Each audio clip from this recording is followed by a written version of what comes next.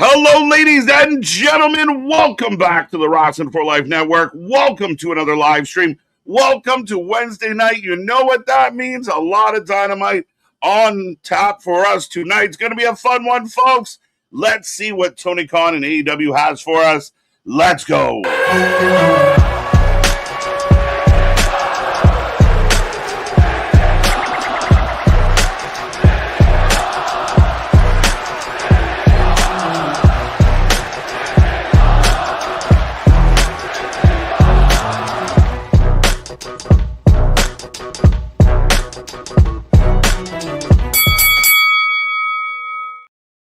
Ding, ding, ding. We are live and back at it again, folks. Like I said, we are the Wrestling for Life Network. This is another live stream as we bring you AEW Dynamite tonight. Looking forward to it as always. Wednesday, the night of hope, the night of excitement. What will we get? We're heading towards All In. Will it be a good show? We got lots to talk about, lots to get into, the Continental Cup, and so much more, folks. Blow up that chat. Hit all the buttons, like, share, subscribe, be a part of the family, be a part of the shows. And I know sometimes when you tune in here, there's more than one face, but you got me on a Wednesday running solo. Looking forward to it. Shout out to Big Nick. Shout out to Anthony. And shout out to the chat. You're going to keep me company as we go through 2+ hours of AEW Dynamite tonight. How long will the show be? What will be on the show? At my last check, there wasn't a lot announced for tonight, but we will get into it. Some interesting things. Moxley and Jungle Boy in the tournament. We get a 6-man match. We got Jericho and Knight. Why? I don't know. We're going to talk about it, folks. But how we doing on a Wednesday? You got Hump Day in the books. Friday, Junior tomorrow. The weekend is almost upon us. Hope everyone out there is happy, healthy, and safe. But we got lots coming your way. If you don't know who I am, you should know who I am. But if you don't, I'm Mr. Evernight, KJ White, the Iron Man of YouTube. Happy to be back at it again. Another show, another night. We're back tomorrow for TNA, Friday for SmackDown. We got lots coming your way. We got fantasy football. We got all the fun stuff. So make sure, again, hit all the buttons, be a part of the family, and be a part of all the shows. What are we looking forward to tonight? What is up with AEW? A lot of talk. I know I put out a question to the world, and some people might have missed the point of the question, but you know, a lot of talk about AEW, and it's always seems like it's good, it's great, it's doing great, it's the best ever. We're on a hot run, But are we? How are we feeling going into All In? Even trying to looking at how it's shaping up. Are you excited? I know we got some time to fill in some things, but is the storytelling getting us to where we want to be? I don't know. Now, tonight, a good show would go a long way. You know, NXT was a so-so show this week. Zilla Fatu blows up the internet by making his debut. But somebody reported today that made me laugh was WWE wants Zilla Fatu to go to NXT prior to main roster. Well, no, really? But, I mean, that kind of stuff should make you laugh. Definitely makes me chuckle. As far as All In goes, we got Willow Mercedes, Kenny, Will Ospreay, the Cajun Cope taking on the Bucks, Andrade, maybe against participants in a casino battle royale, TBD versus TBD in the Continental Cup final, which might be Eddie and Moxley, Nigel and Moxley and anybody. This is Moxley, I think. Divine Dominion will take on the Brawling Birds. The Brawling Birds are going to win because it's in England. Will's going to beat Kenny. Mercedes and Willow should win, but I don't know that she will. That'd be interesting. Andrade might be injured. MJF's fighting for the number 2 spot, which maybe comes the number 1 spot if Andrade is actually injured. And the Continental Cup's in there, so you guys can let me know. Like, how does that sound? Are we pumped? Are we jazzed? Are we excited? Are we thinking, oh man, cannot wait for AEW All In? Big show, your biggest show of the year. I don't know if it quite has that big vibe yet that I'm looking for. Will Ospreay's going to bang, but I mean, I feel like for the fans out there that say some of the wrestling is a little repetitive and running it back and same old, I feel like Kenny and Will kind of fit into that category a little bit. I'm excited. I think I'd be more excited 5 years ago for this match, but I know they're going to do well. The rest of the card, I mean, right now, there's not a whole lot of intrigue, not a whole lot of big stories, not a lot of like big rivalries over belts heading into the pay per view. I think we're going to get Kevin Knight and Darby added to the list, but that story's been mumbled, jumbled, and scrambled and all over the place. So we'll see if that gets added. I don't know. I don't know, folks. It should be fun tonight either way. We're looking forward to it as always on a Wednesday. We want to have hope. We want to have excitement. We're ready to go. We're looking forward to this one. But ultimately, at the end of the day, I just want the good wrestling. I want quality wrestling. We'll see. I mean, Monday, I know I talked about Tuesday, but Monday was a weak show in my opinion. I give it a low rating. I really want AEW to come in and smash it tonight. 2 hours of fun, excitement, make things make sense, make things add up. Be smart. And I think there's enough talent here that we can pull it off. There's enough potential here to pull it off, but they got to do it. They got to do it. But with all that being said, let me say hello to the early birds, the ones that have already popped in, as we are about 8 minutes away from the start of the show. I am getting the end of Amazing Race Canada. Yes, it's a thing for those not in Canada. National Baseball Fans Day, Big Nick and Friends. KJ, Big Nick and Friends. Zach, National Basketball Day. I did skip the line because I forgot to remind everybody. Spaz, Damien, and Jose, top three from last night. The more you chat, the more points you get. Super chat, super sticker, get your bonus. Get in there, hit the buttons, hit all the buttons, and make sure you use those super chats and super stickers for your bonus. Get to the top three. But back to Zach. Welcome back, Zach, as National Baseball Fans Day. All right, there you go. If you're a fan of baseball, today is your day. Damien's back with us. Looking forward to leader of the Hopium tribe. Looking forward to lots of things going on. We will see how that all turns out, how that looks. Does Toni Storm return at all in the UK? Is she ready to return? Why has she been gone? I don't know. We'll talk about it. Chris Statlander versus Viva Van announced for Dynamite. Okay. I like Viva. I mean, does more work on the indies. I would imagine this is an easy win for Chris Statlander at the end of the day. Yeah, okay. Should be all right. We'll see how it goes. It was sometime between 9 and 9:30. We will get our women's match. Looking forward to Switchblade Jay White versus David Finlay. This is something that I hope leads to the pay-per-view, that you can build on this. Jay White's a star, big deal coming over. David Finlay had done big things. We were excited when they signed him. So what will it look like? How will they make it all make sense? It hasn't been great. The match on the pay-per-view, the last pay-per-view was Bush League. It was not good. The crowd was dead. The double chains didn't work. So hopefully this is a true sign. I mean, if you're looking for a show and one of your biggest shows of the year, if not obviously your biggest, Jay White and Dave Finlay is that, a match that could steal the show and be match of the night. Eric, welcome back. Let's go. Damien, I got you. Ronan, good to see you. Good to see you. Roll Ties with us. We're about 6 minutes now. Danisha's back in the house. How you doing, Roll Tie? Bonkers. There's Will Ospreay facing a random just 20 days until All In. He'll probably face multiple randoms in the 20 days left. Highly possible. Bonkers, are we getting Mox and Jack Perry today in the Continental first round? Yes. And you know what? If Moxie really cared about AEW, if Moxie really wanted to do something that surprised me, shocked me, made me give a shit, lose to Jack Perry tonight. Lose to Jack Perry. Even if you've got to find somebody to cause you to lose. Lose. I'd rather see Jack Perry get over in 2026 than John Moxley.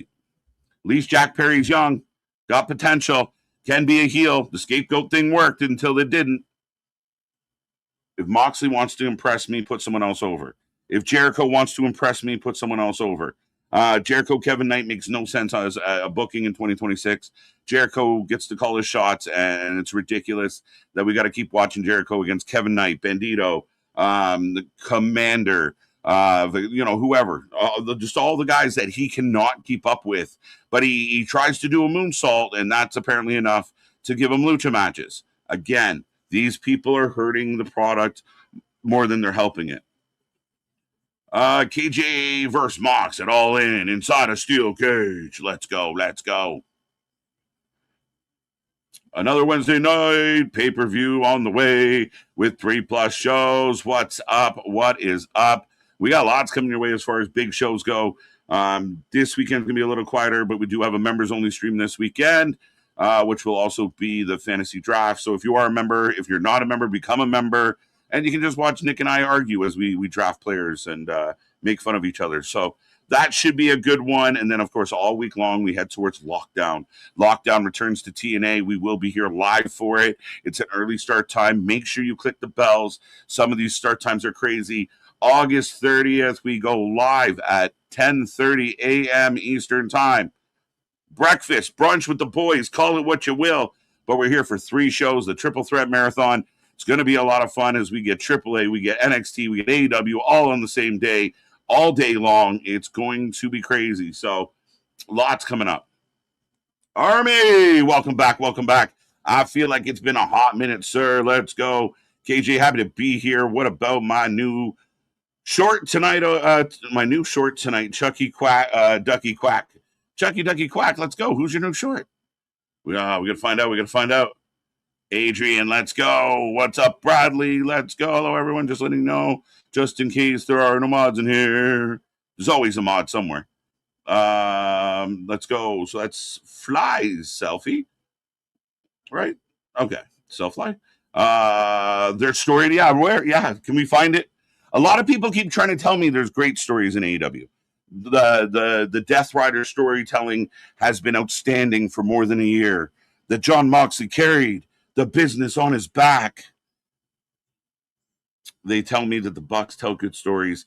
Where are these stories? MJF has all but been buried. We've lost MJF in a big way. Kenny, like a lot of the story, you can't really.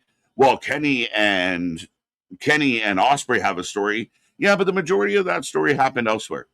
And that's a lot of times where Tony leans on, the internet audience to figure the shit out on their own. So I don't know if it's the best approach at all. But yeah, I mean, the stories they do have are messy. But if someone out there who's a fan right now, I would love to hear your take on a good story in AEW right now. TK about to give us a random match instead of building the biggest non-WrestleMania pay-per-view of the year.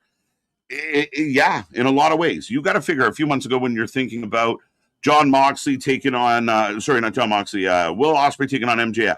You had months. You could have started in March if you wanted to, where maybe they have a couple matches, one on, a pay-per-view, say Double or Nothing, then another, a couple months later.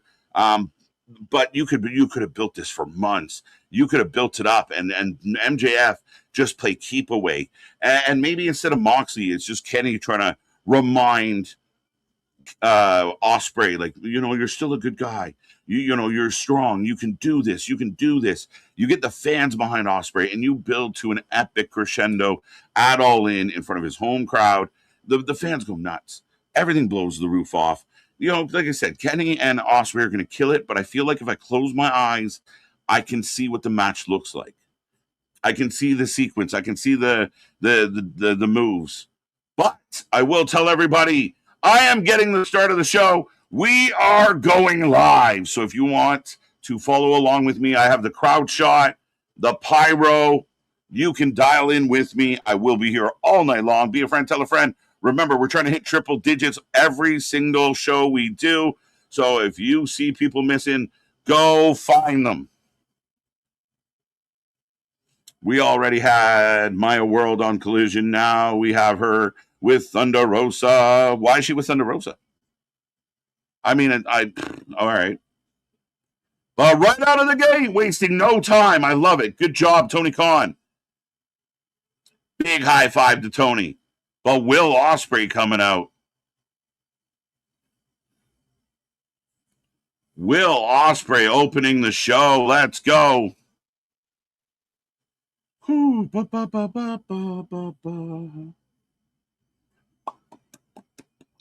Evening, Mr. Cherokee George. Welcome back. Evening, all. Who's the bigger complainer lately? MJF or Punk? MJF called Ospreay Omega match phony. Did he really? He called it phony? Huh. A phony! Phony. He wants a match with Omega. Listen, MJF has to do what MJF has to do. I don't think Punk's complaining at all, is he? I wouldn't describe Punk at current time as a complainer. MJF, yeah, he has a lot to complain about. He got bumped. Oh, let me turn this up.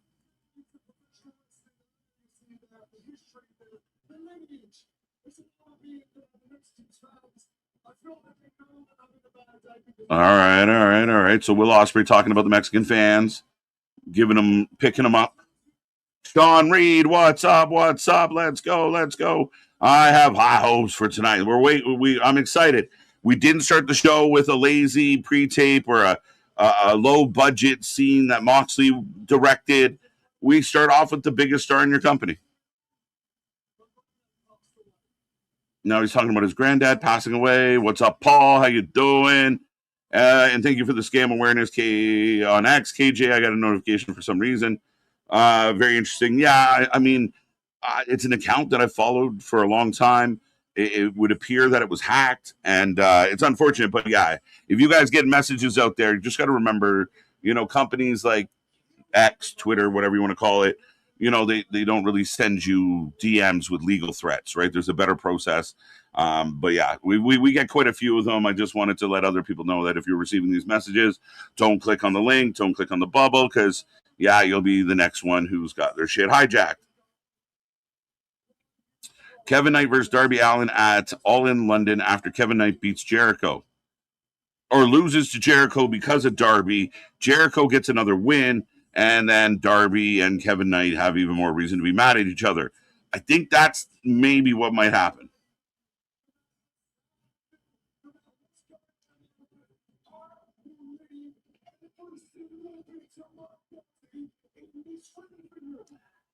Ospreay cutting a promo. Ospreay cuts a lot of promos that I like. What he's saying, I struggle with sometimes.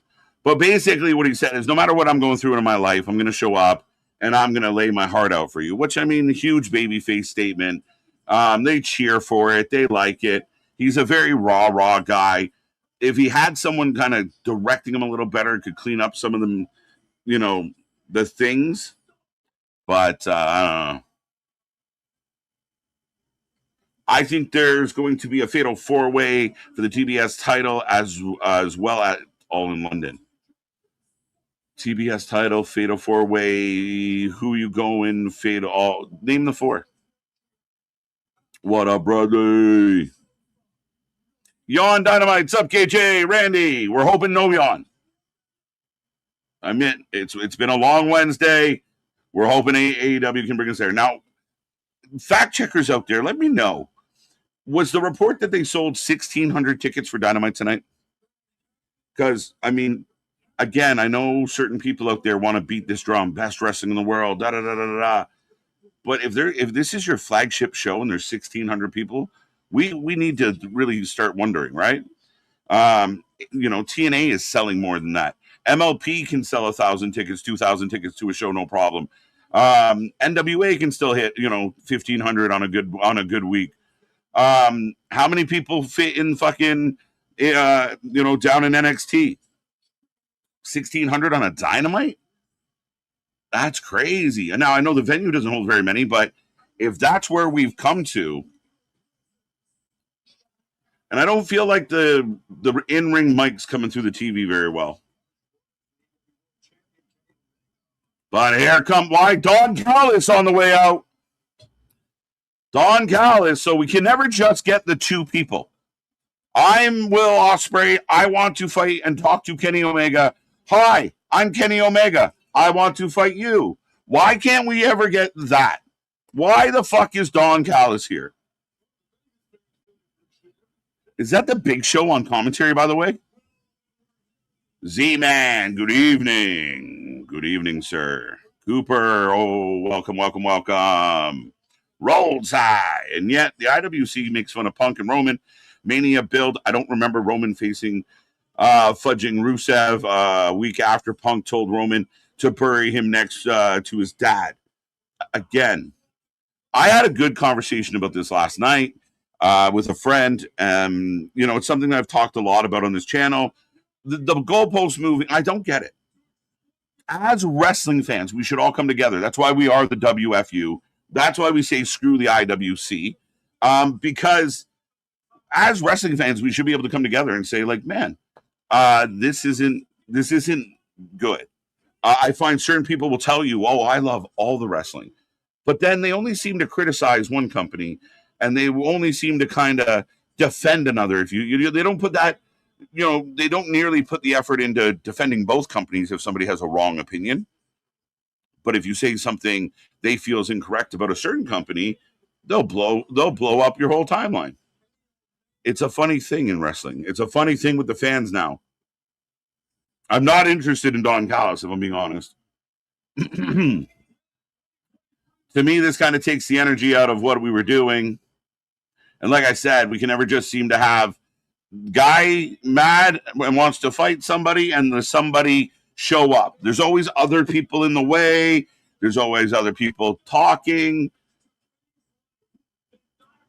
But yeah, the IWC, as Callis brings up the diverticulitis, the IWC is an interesting place, but I think at times they get, they rage because they don't like the booking, not realizing the booking was designed to make you rage, so you get caught up in it. Fine.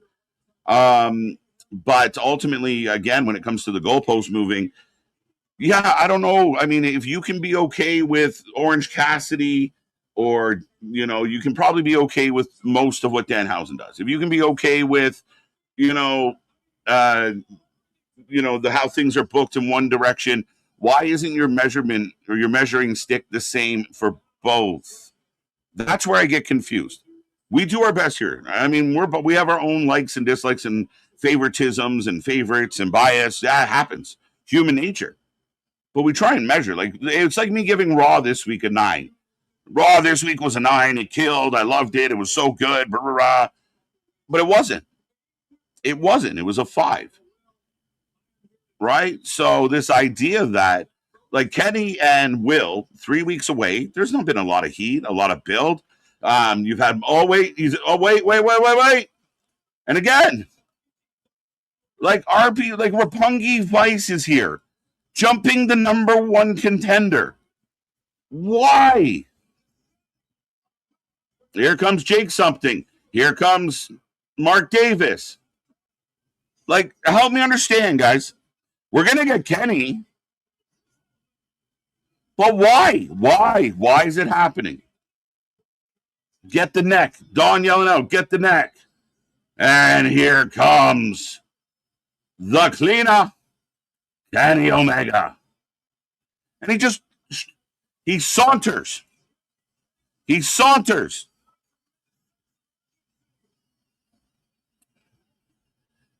I've really watched too many low budget martial arts movies. But there goes RPG. Here comes something. These giant guys can't deal with Kenny Omega. He's just too much man for Jake something and Mark Davis. Even though Mark Davis dropped him on his head recently. Tell me when I'm telling lies. Tell me when I'm wrong. Again, right now you got things like people can debate what they want about the booking of WWE, but you got a lot of things that people are talking about, discussing. You got, big news popping up in different companies. Zilla shows up. Solo's becoming a star right before our eyes. Oba's on fire, even though people want to try and not knock that off its perch, but it's too strong. I'm just looking for that type of excitement in both companies. I want to be into what they're doing. I'm not like, this is okay. It's not good promos. It's not good, like, sensible, logical booking. You brought all those men out to get whooped like that and just leave? Don Callis has 44 members. Where are the rest?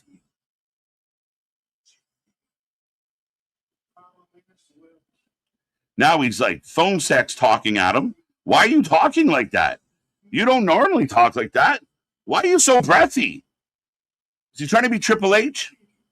At all in, I'm going to beat you. I warn you, Osprey. The fuck are we doing? Why was Callis here? We don't know. Somebody help me. This is bullshit. It's made you, oh my God. Kenny's being zesty. You're all sloppy. In that voice, Tony Clown, Kenny Omega, we got the 4 jobbers for no reason. People get mad about, can you believe they're burying Dom Dom? Can you believe so-and-so lost?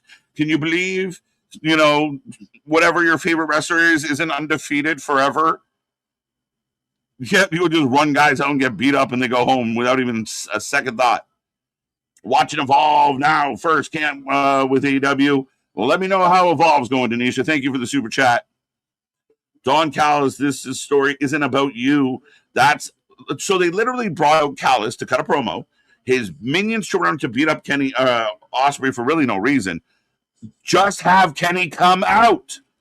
Kenny doesn't have to do the saunter and the walk and then beat down, 4 guys. Especially 2 giant guys. Just have Kenny come out. To me, it's writing that lacks confidence. It's like anything else. When you don't have confidence in something, you overdo it. You go big, right? Like you if you're cooking, you throw extra shit. If you're making a song, there's extra notes. Like it's just the way it is. Like sometimes if you're insecure, you overcompensate, and that's what a lot of this feels like. Is all you needed Kenny to do was walk out and have the conversation. But this ends on a bit of a flat note. But Ospreay comes out, cuts a strong baby face promo.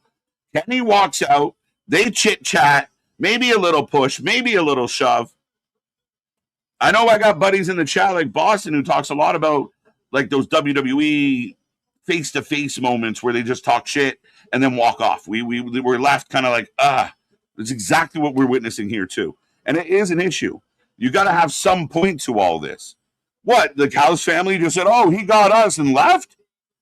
Why would you make your heels look like complete and utter kitty cats? Kitty cat. The first ever Continental Cup. They're trying to sell me that this is a big thing, but my God, let's be real, folks. Why is this happening?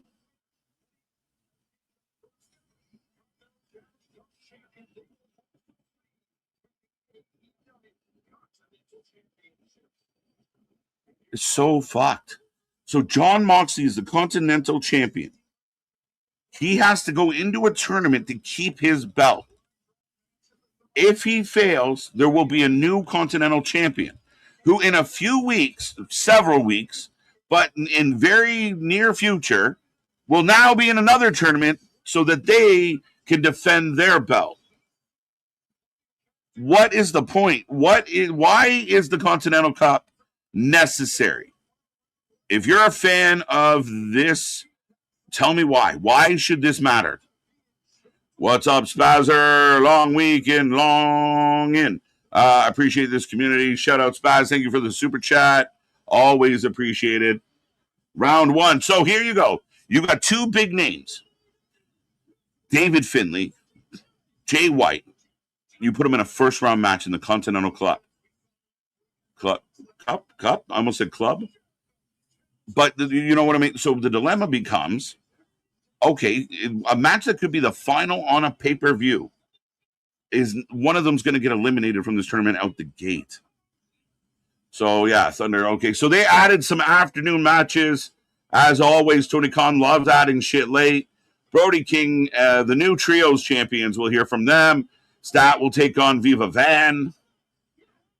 I like Viva Van's graphics. She's looking good.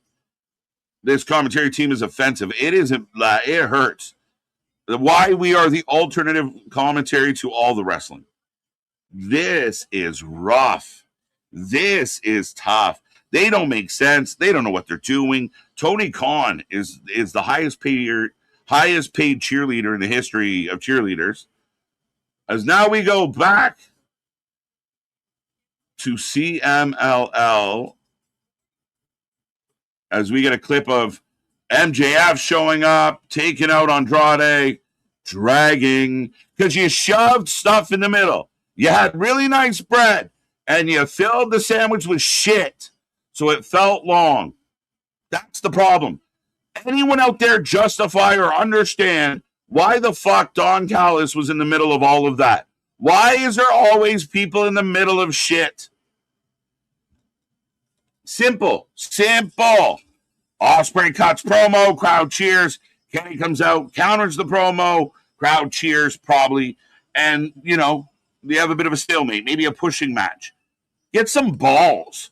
Kenny is maybe the softest main event promo I've ever seen. He loves everybody. He thinks everybody's good. What is that? Who told him to do that? Why does nobody tell him not to do that? Does he talk like that on any given day? As MJF has Roberts by the throat, still wearing the Triple B. My God, folks, we are off and running. Not ranting yet, just questioning. I got more questions than rants at this point. Good old JR, gotta love him. We get the big entrance for MJF. I will put a poll up. Again, anybody understand? You have a top guy. We think it would be really good for our show, for our company, and the career of one of our top blue chip prospects, who at this point is no longer a prospect. He's there. He's in. He's a few years into this career. Like he no longer a few. Like now is his time. One of your best, and you all look around and go Nick Wayne and Speedball. That's where that top guy should be. How is that not offensive to him? How is he like? Is there a world where MJF's at home pissed? Like, what the fuck are they doing? I'm truly convinced MJF's just collecting the money while he can. And the next chance he gets, he's running. Because I think he wants the big moment. He's got the money. Now he wants the moment. He wants that big moment. And he knows he won't get it here. There is no good reason. I don't give a fuck. Just because Dave Meltzer gets a fucking man chub for Kenny Omega and Will Ospreay doesn't mean that should be the main event. Like, that bothers me right out of the gate because your main event isn't the best it could be. And if I'm wrong, you can tell me. But I don't think I'm wrong.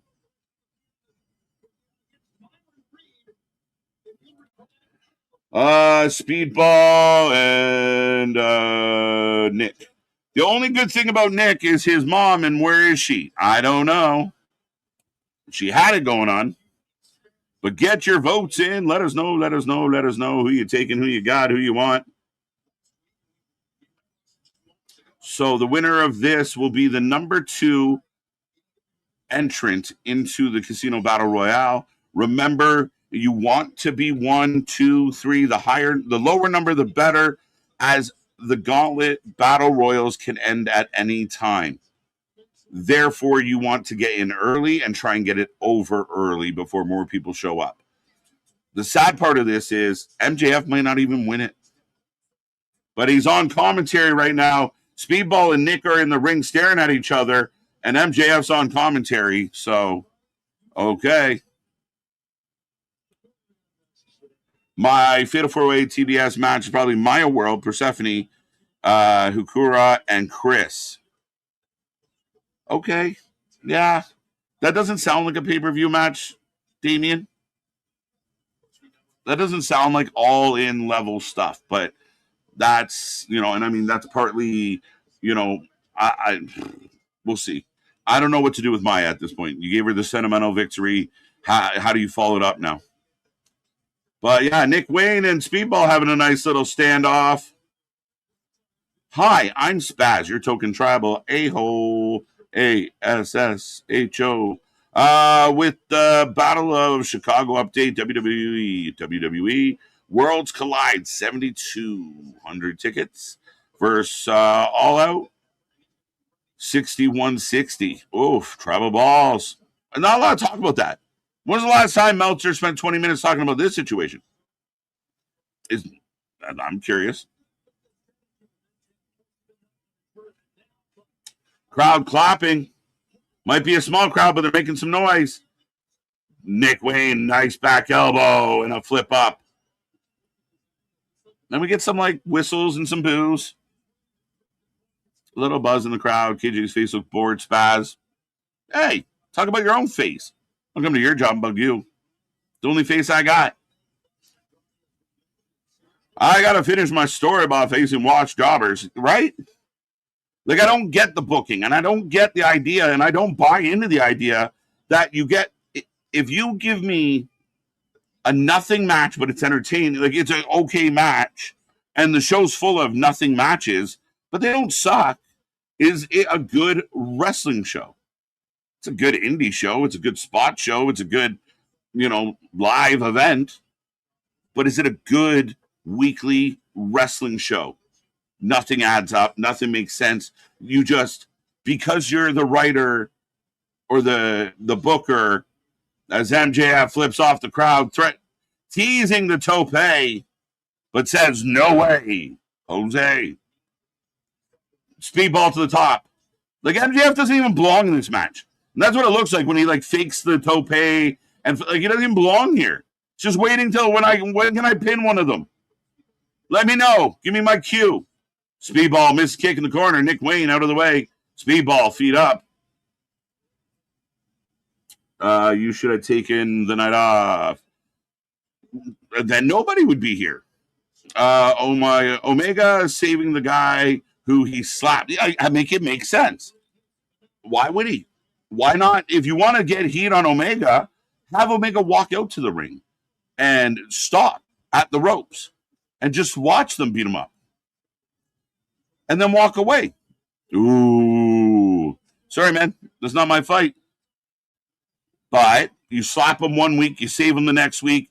You do a breathy promo where you basically tell him you love him, but you got to beat him. You're a great guy. Is he asthmatic? What is going on with Kenny Omega? I've seen Kenny Omega on other platforms. He doesn't talk like that. You tell him to cut a promo. Someone told him I don't get it. Why are you trying to sound like an old dubbed karate film?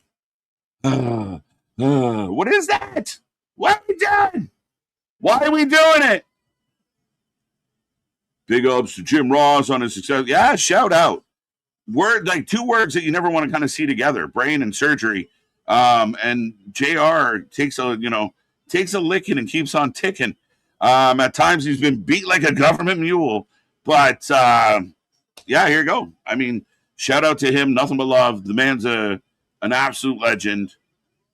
But Nick Wayne pulls MJF off Speedball.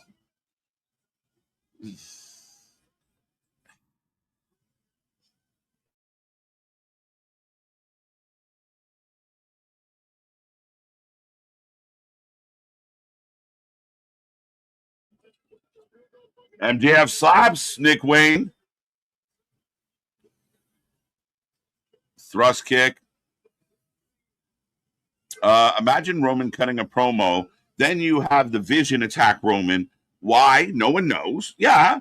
And then, but on top of that, the Vision get beat up and go away for LA Knight to then come out and have a chit chat with him or to help him and then talk with him. Well, why are you helping him? He hates him. Now, they don't hate each other. There's a mutual respect, blah, blah, blah, blah, blah. But again, how do we get Kenny to get out there? Instead of just the answer being, keep it simple, stupid, you just walk him out there. And then he has words. No, it'd be better. The Callis family, for no fucking reason, will come out. Dawn will tell us the same shit he's been saying for 6 years. 6 years of the same fucking promo every time I see the motherfucker. Every time. And then, we'll beat up 4 guys, make them look like complete losers, even the 2 big giants that should be tag champs and should be, consistently battling someone like Brodito for the tag titles. But he just, Kenny whitewashes everybody. Again, people get mad about, they buried this person, they buried that person. This company buries people and then they don't even think twice. They don't even get a match. But at the end of the day, I mean, it doesn't add up. You just insert them there to get to the moment, and the whole segment ends up feeling long. I complimented them. Start the show with Ospreay, come in with a lot of big energy. And Callis took it all away. This is the most zesty promo I have ever seen besides Triple H and Randy. Classic promo. You know. Facts.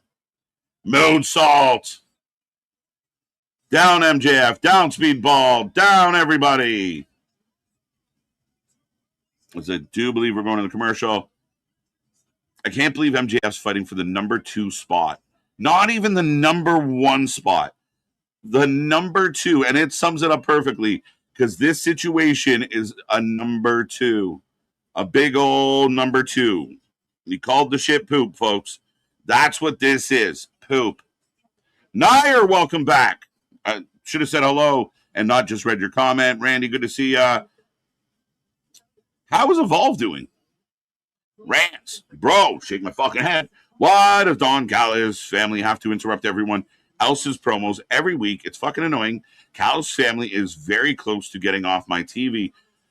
They use Callis' family as a fill-in, as a gap filler, right? He's just, Johnny on the spot. If we have something or we need to set up something, send out Callis. If someone's got to fuck up something or have an excuse to have a match that's going to lead to an angle, send out Callis. Rinse and repeat. Rinse and repeat. People are mad that we're still getting bloodline storylines. I'm sick and tired of AEW feeling like it did 7 years ago as far as the top guys are all the same.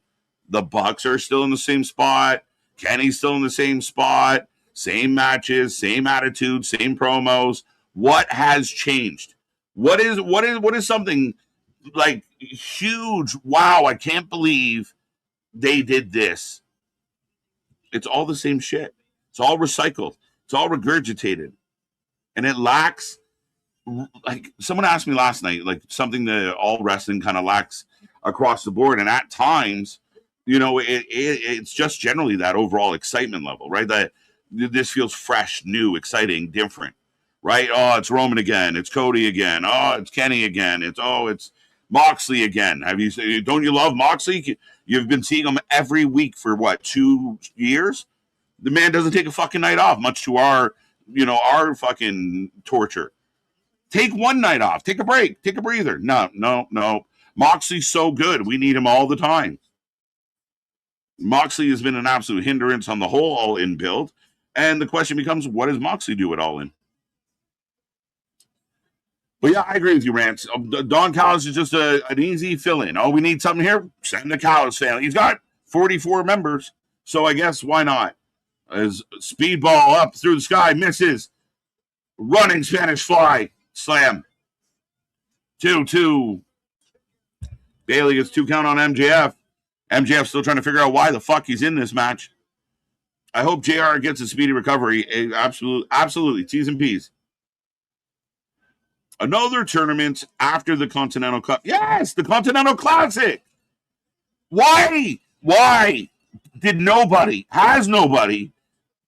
like, this is dumb shit. It's a tournament for the sake of tournament. It's legitimately saying we have nothing else. And if Moxley wins the Continental Cup, you wasted all of our fucking times to stroke the man's ego. See, Moxley goes out and signs up for these amateur fucking, grappling tournaments and does poor, so his billionaire buddy will make a tournament up just for him. Right? And again, people are ignoring this shit. Adam Page is not allowed to fight for the world title anymore. Well, we'll bring him back and make him a trios champion. Because heaven forbid he didn't have a belt on his shoulder.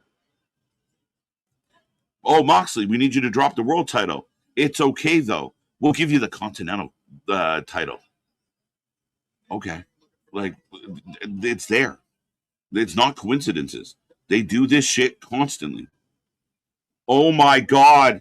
Nick Wayne just got dropped on his head. Oh, shooting star on the legs. That didn't look good either.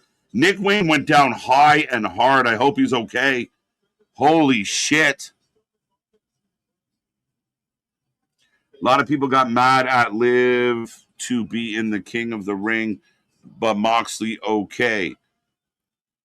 Yeah. And again, I never once mentioned Moxley as far as being in the tournament, other than I think he's going to win it. And we're going to get a match it all in. The knees down on Wayne. MJF back in. We knew this was going to happen. So MJF's going to steal it. Salt to the earth. Tap. Nick Wayne taps to the armbar. So Mike Speedball Bailey gets robbed. So the number 2 spot. Everybody rejoice.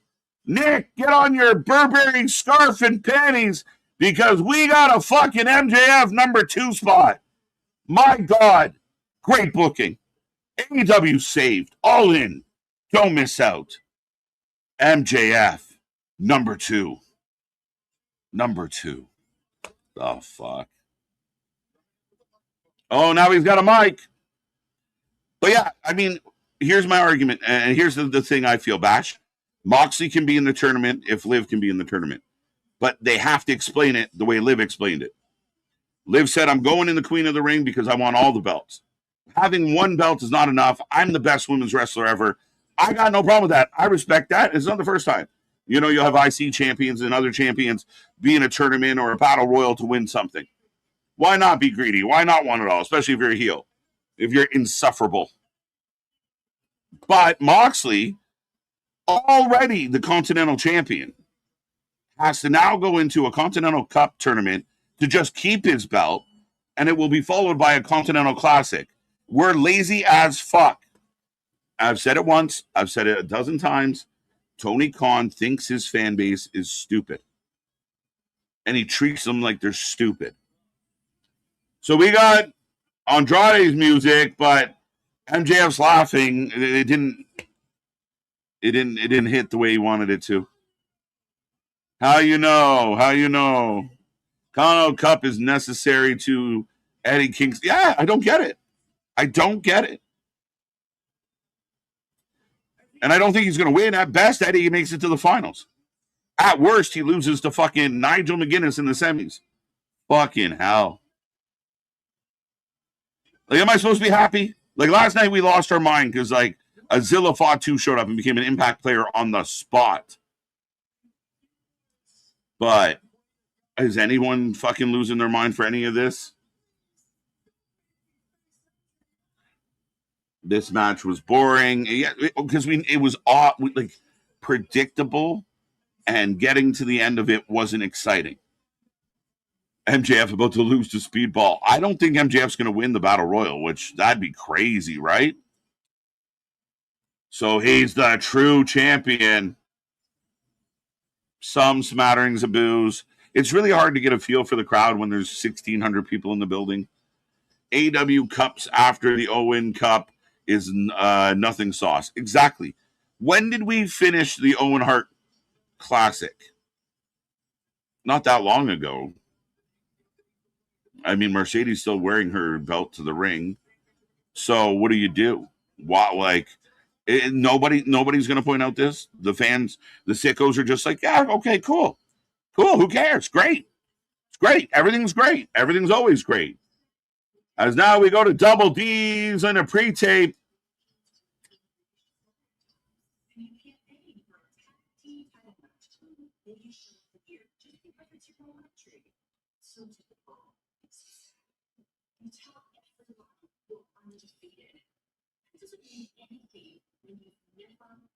And you've only had like 4 matches, so that's even more important.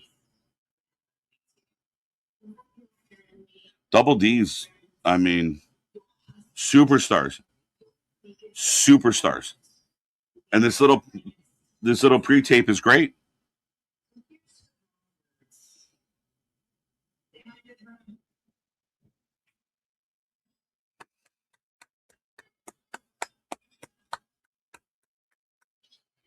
Short, sweet, simple, to the point. Yums. Yum-yums. And a double dose of yum-yums. That was it. No, like, nobody interrupted. Nobody joined in. The Brawling Birds didn't show up. They told them, we don't care that we're in your home place. We are going to fuck your shit up, and we're going to keep our titles. Bye-bye. Perfect.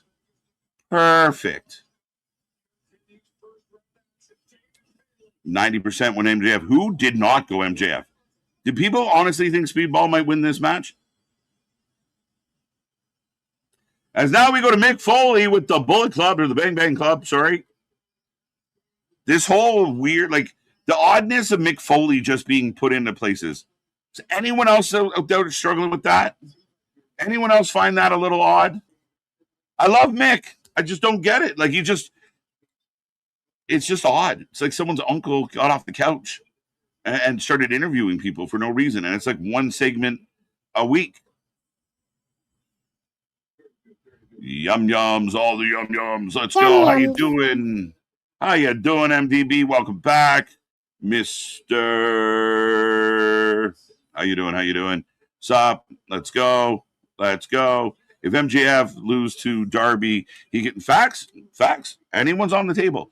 When everyone is bland, average, and in the middle, anybody can win on any given night. Period. This company doesn't do enough to make the superstars feel like superstars. You just saw Megan Bain and Lana Cross cut a great little pre-tape. They look like stars.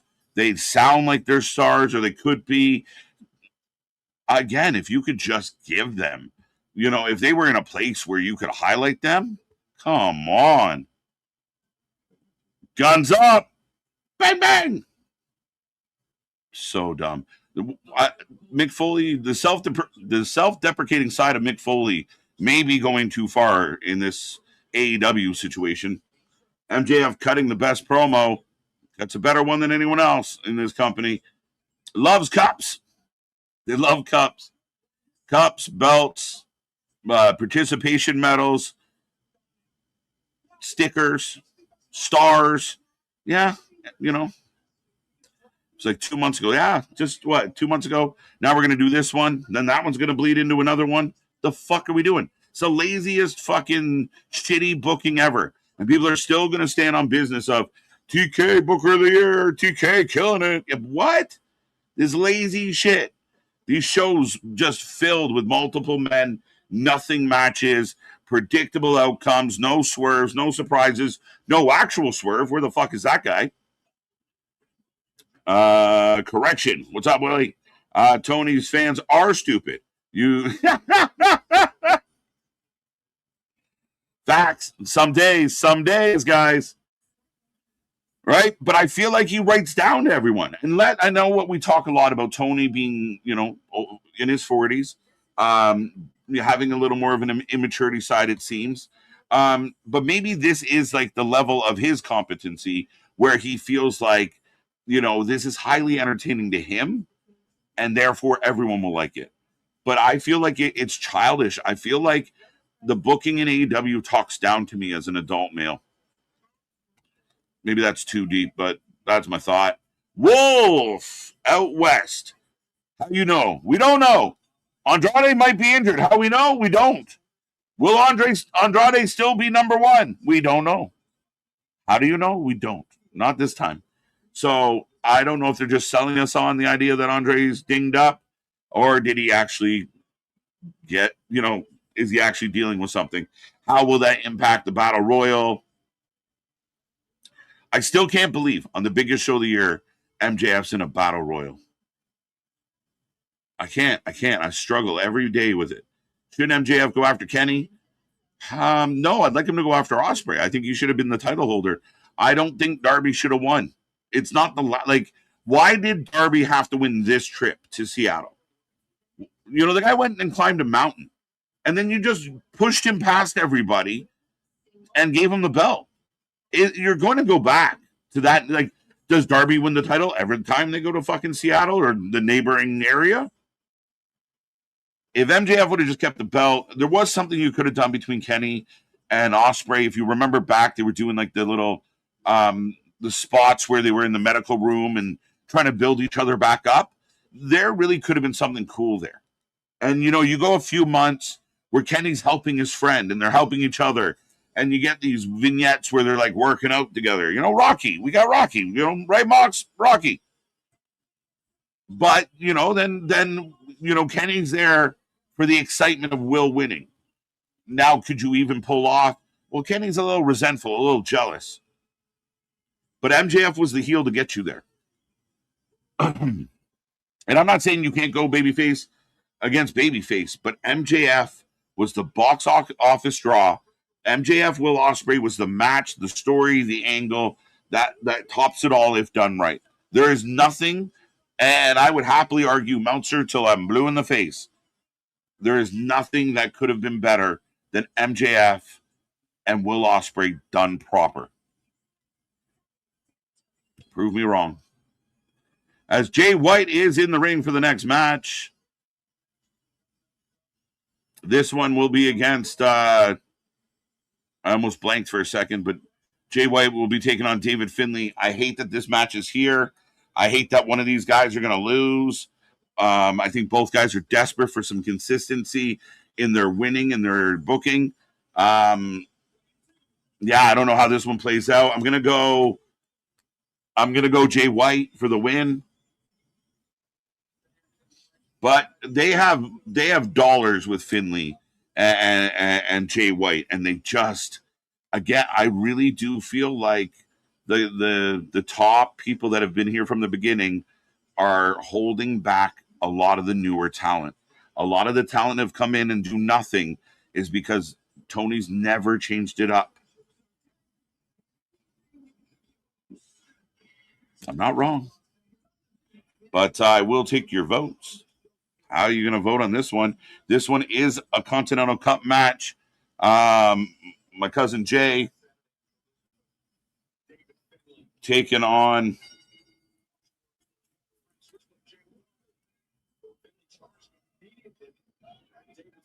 so we'll see how this one turns out. Oh, poll going up.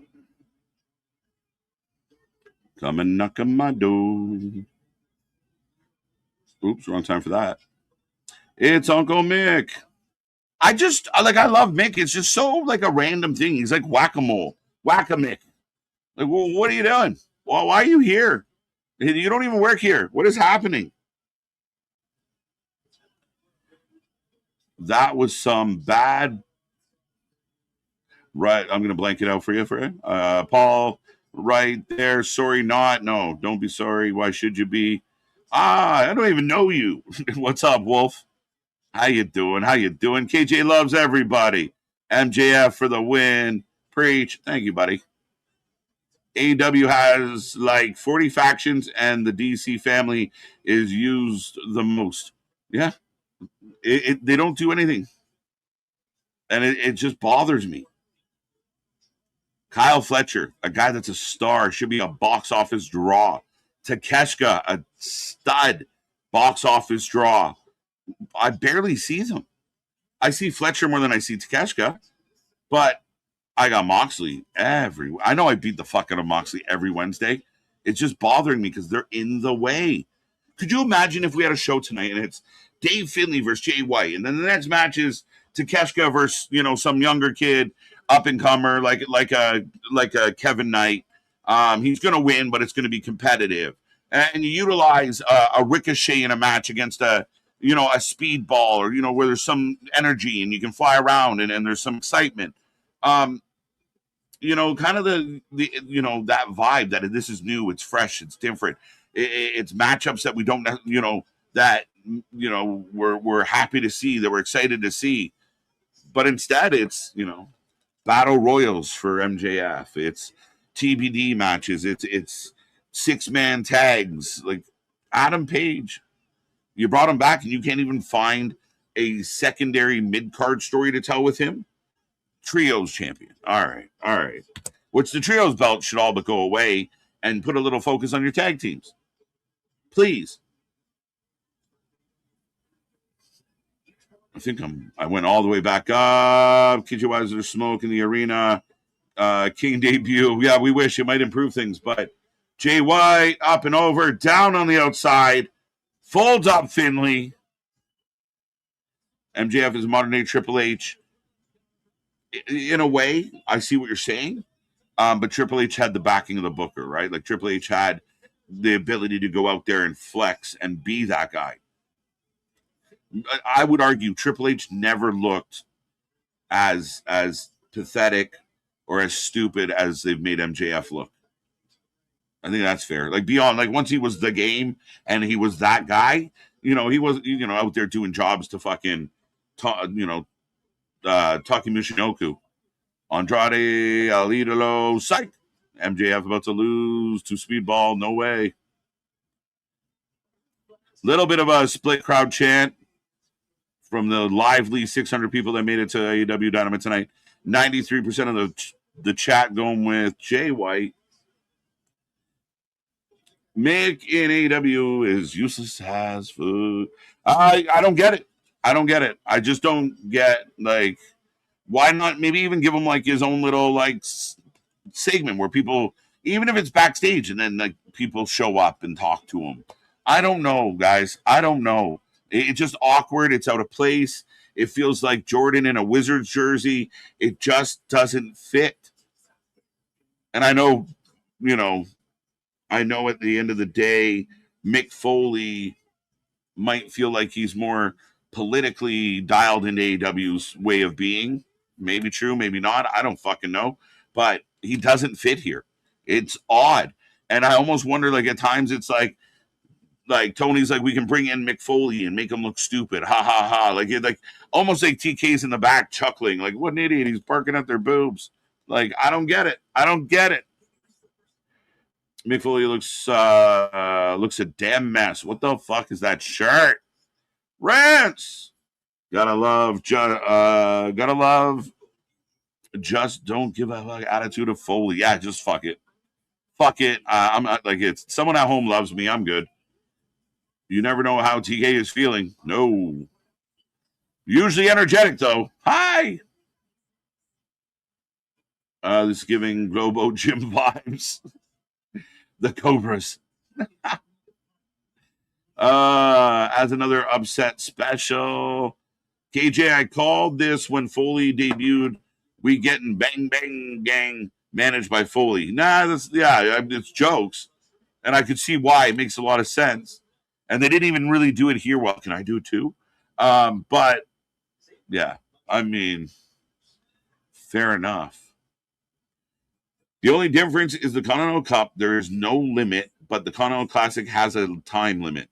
It's fucking dumb. It's redundant, which means repetitive. Been there, done that. Why are we doing this?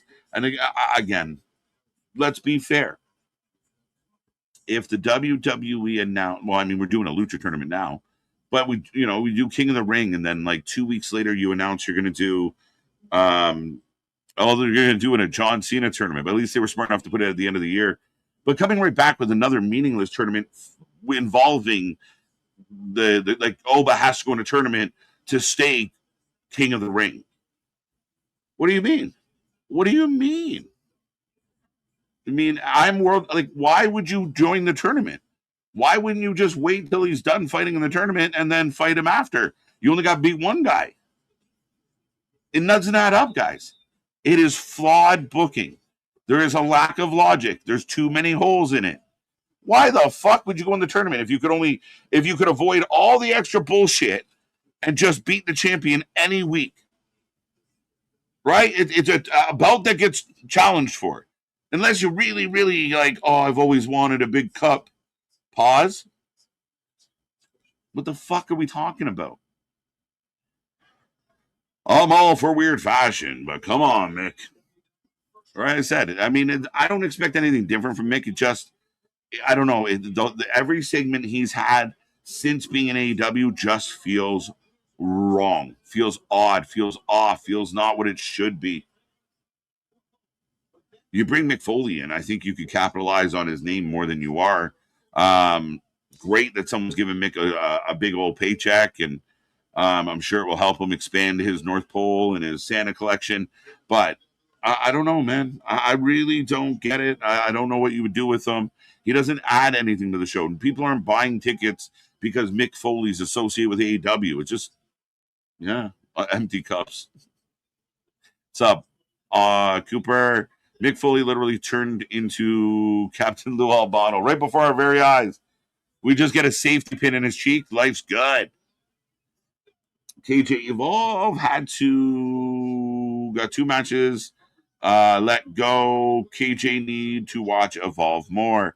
Well, it is something that myself and the gentleman have been discussing and will continue to discuss. There's some other shit like the MLP. I like what they're doing. I like their weekly show so far. Adam Copeland going to MLP, Maple Leaf Pro.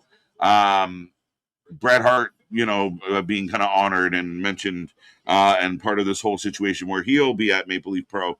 AAA's killing it. So we, with all the scheduling and all the shit we do, are kind of thinking, do we do a little bit of Evolve? What else do we add to the resume, the repertoire? Finley down, crowd's quiet. Finley getting up, Jay White down. That's not true, Wolf. He tries to read everyone in the chat. Oh, if you're new here, we click more chat messages than anybody else out there. It is actually one of the littlest things that we never sweat because we know what we do. We may miss your comments. We have these wonderful things called super chats, super stickers. We guarantee we will click on your super chats, your super stickers. If you're in the chat above, we do our best. We do it better than anyone else. And if you feel neglected, I do apologize, but such is life. Foley seems desperate. Yeah, a little bit, right? It's just like the old guy that's hanging out with the young crew and doesn't quite, definitely doesn't fit in. Tony Khan is rich, Eugene. Rich. Do I get a button that even makes sense for this? Shit.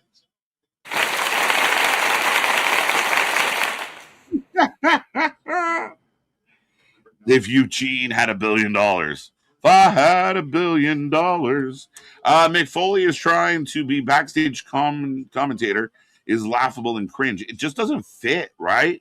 Like when you think backstage interviewer, when you think, that role, you're thinking, a guy in a suit jacket looking sharp, or an attractive woman dressed well and professional.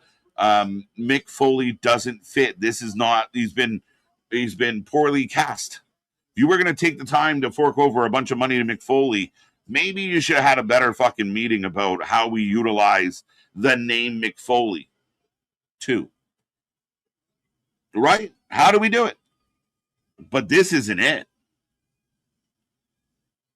That's where people get super excited. Oh, Mick Foley's gonna go and help AEW. Help AEW do what? What are they doing? What are they helping with?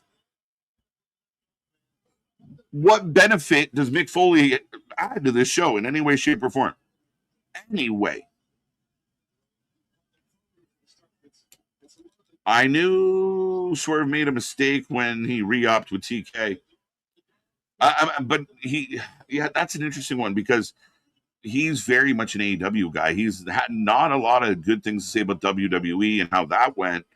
But, I always thought that MJF would consider it. But I think if you can sign with Tony Khan for 3-4 years and get like 15, 10 million out of him, now you can go to WWE and risk it not working out. So I think Swerve is one of the brightest stars in this company. And he's another example of a guy that he hasn't been part of the All In build. There's just people missing everywhere. It's like Tony Khan has a flock of sheep and just he can't keep track of them all. They're just wandering off into the fucking mountains. Where's this person? Where's that person? Have you seen this one? Have you seen this person? Where, like, fucking hell. Jay White kicks out at 2.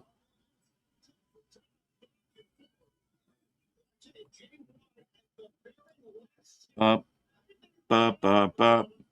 He just don't give a fuck MDB at all. His whole life has been and dressed like that as respect. Rant.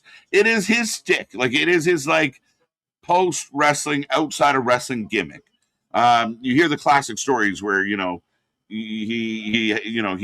would be using a garbage bag when they're on the road, and maybe not the most hygienic of practices. Like, he's a scruffy, dusty ball of dirt, and I mean that respectfully. Oh, oh, and me, it's the Blade Runner out of nowhere.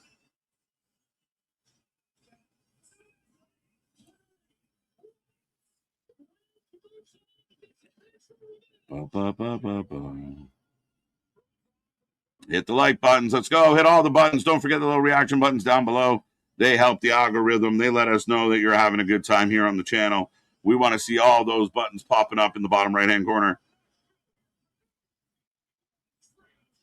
So up next, we will hear from the world's new trios champion. The first hour has gone kind of quick, though.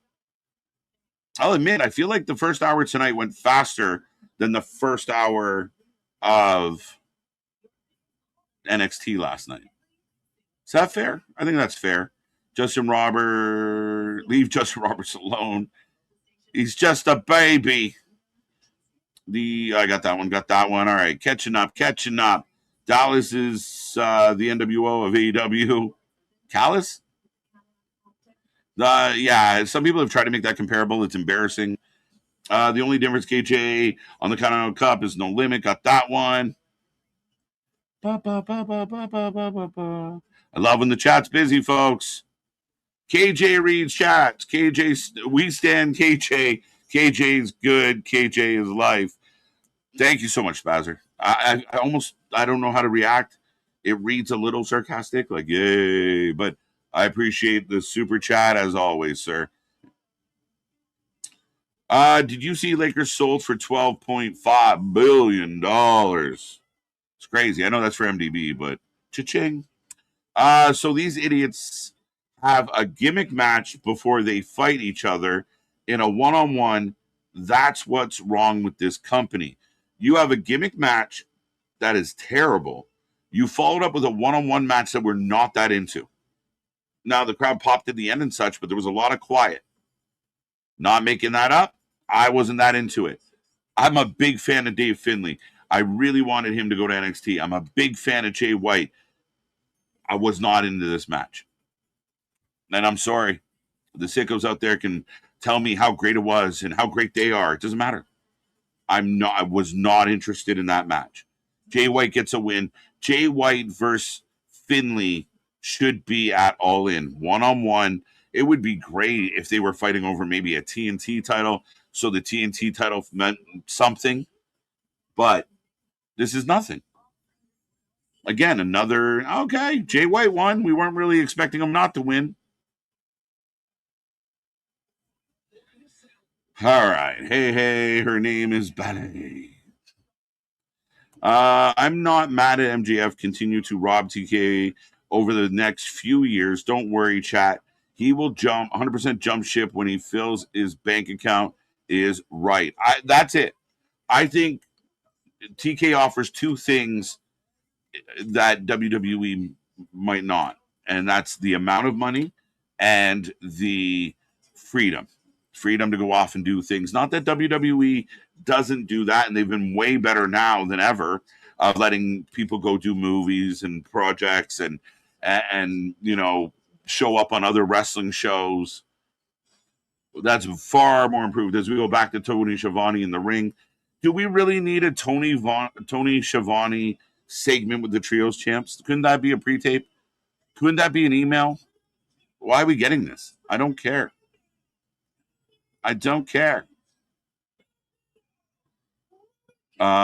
yeah, I mean, I think a lot of athletes, I know I'm kind of a little redundant, but two things that I notice, is kind of the way to be is either you're the younger talent like MJF that will bank, and then eventually, I mean, you look at all the champions in WWE, a lot of them, 35 plus, 40 plus, the Codys of the world. So MJF getting there in his mid to late 30s is not bad.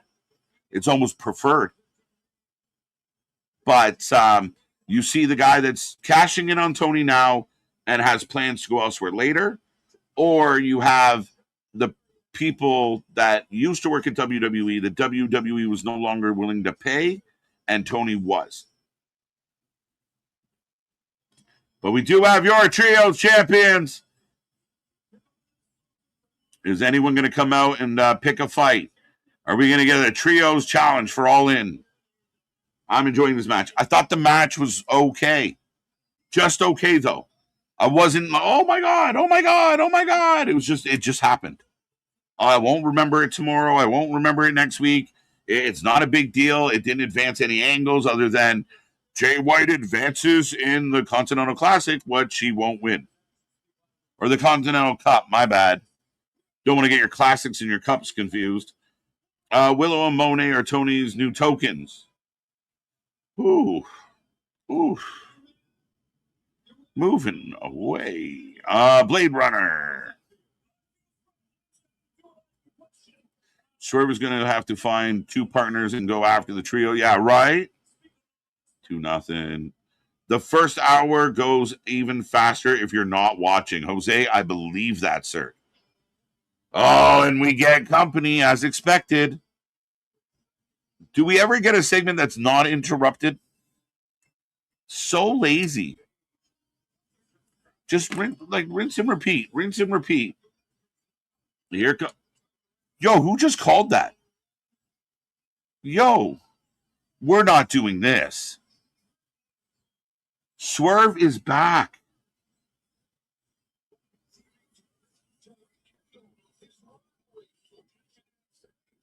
What is that? What? Swerve comes out to lackluster everything. People want to talk about Big Bill not getting cheered because he's a bad guy. Watch this.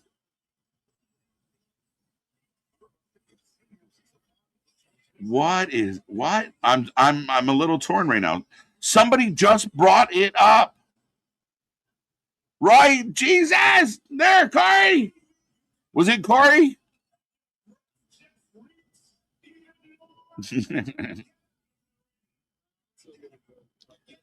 So Nana's telling Shivani to go away. I hate that. I miss.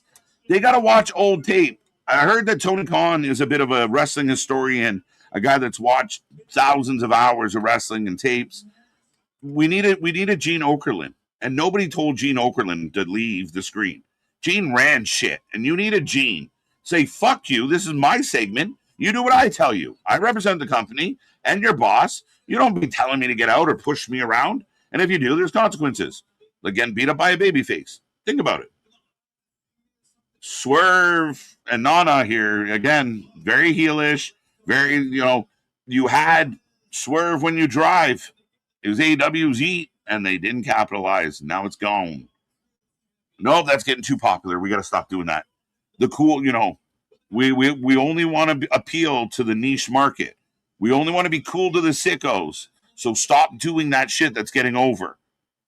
Stop doing that shit that when you go to other wrestling companies, the entire building is shaking because they're so into swerving when they drive. But you killed it. Wrestling is very much about audience participation, fan interaction. Where is it in this company? Well, they sing Edge. Yeah, but they've been singing that before he got here, and that's one. They kind of, sing Jericho. Kind of. Shouldn't, though. He should have changed that a long time ago. But now he's back to being babyface, so go for it, I guess. But there's not enough. There's not enough stuff that really get the fans out of their seat and keep their energy level in AEW. We're back into another kind of boring promo. Not piss and vinegar. Not a lot of energy. Remember, Swerve and Brody fought over who was the most dangerous man. And then 4 days later, Kenny beat Swerve. So I think right now, Kenny is officially, by lineage, the world's most dangerous man. Or AEW's most dangerous man. Because, that's what you do right after you win the distinction of the most dangerous man in the company. Take an L. Swerve wants more Hangman. I can't believe someone said it and it happened. I don't care. We can't do better. Silent.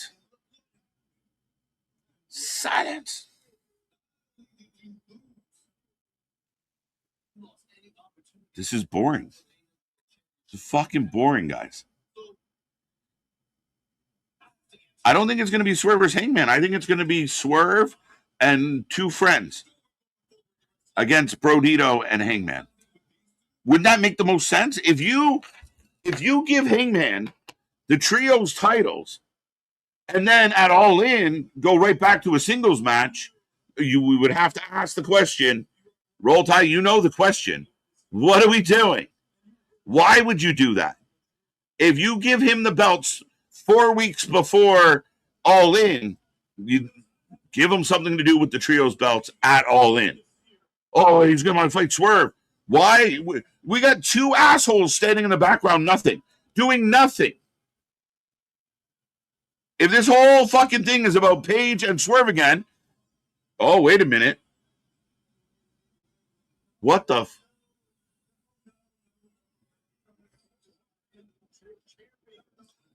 Oh, the demand. I demand this gets better. I demand they do more. So now we got the demand with Ripple, Lethal, Swirl. I don't fucking know, and I don't fucking care. Again, you can't have just a straight up, I'm mad at you, let's talk about it. 17 other people have to fucking show up, and you're mixing over storylines and angles.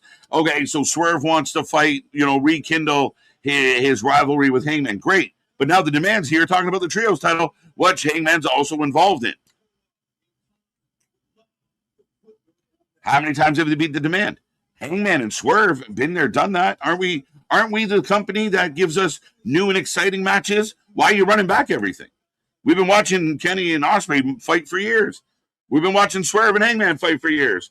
We've been watching the Bucks at the top of the tag team division anytime they just feel like it for years. For years. When will it get new? When will new people show up? Oh, wait, they have. They're just buried and missing, and we can't find them. Swerve walks out here, and then instead of giving Swerve a moment, another guy that has not been involved in the All-In build almost at all. Actually, at all. You have not had some of your best talent propping up your biggest show of the year. It is fucking baffling. And right now we have a crew of nobodies just boring the fuck out of us. This is boring. The crowd's barely reacting. You go back to, listen, you can say whatever you fucking want about the other company and how you don't like it. But if wrestling is wrestling and you grade things based on how they are supposed to be in wrestling, whether you love or hate some of the stuff, go back to Solo on Monday and the crowd losing their mind for his shenanigans.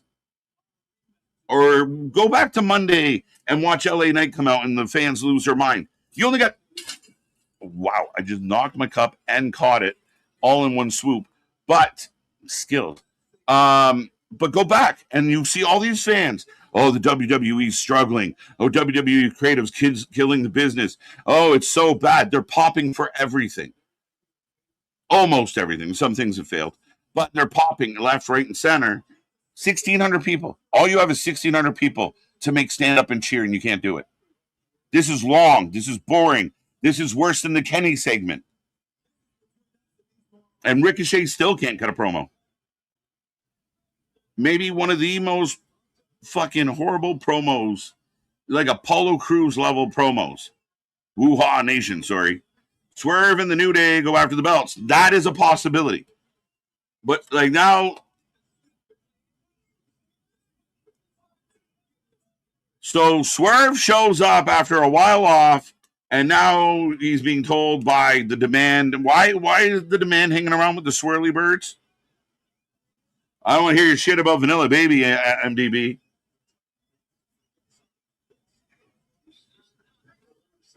Ain't nothing in my life vanilla. Not starting with wrestlers. Rants, zero reaction. Zero. Not even boos. Like nothing.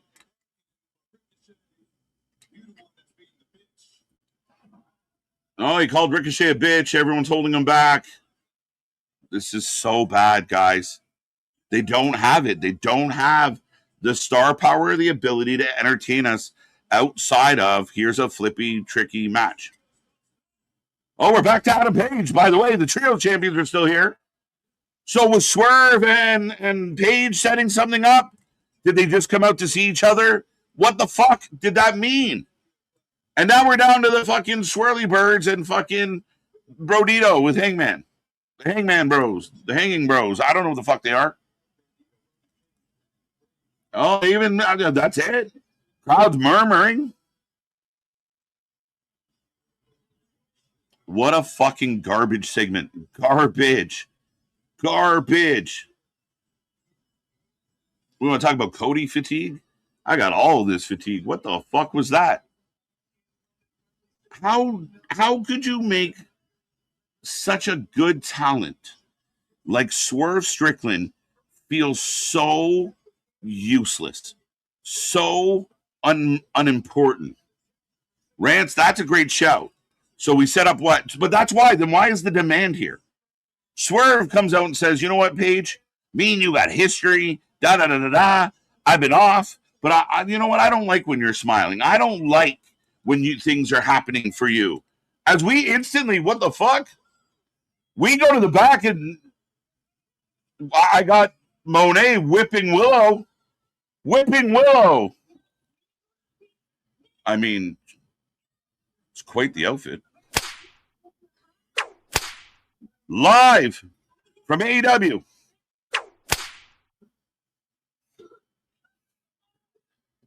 Did they even start the interview? Someone let me know what I missed there. We were out.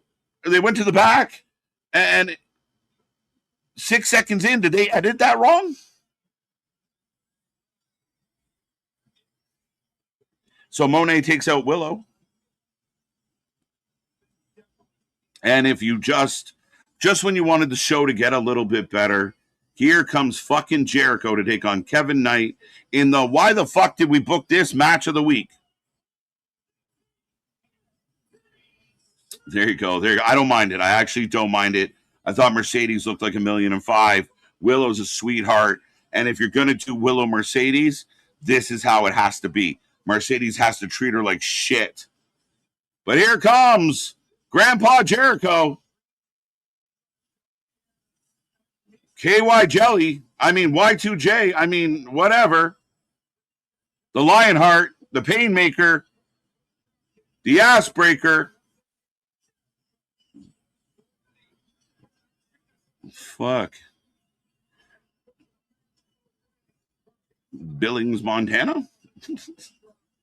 What does that have to do with Mike Santana? What are you saying? Nah.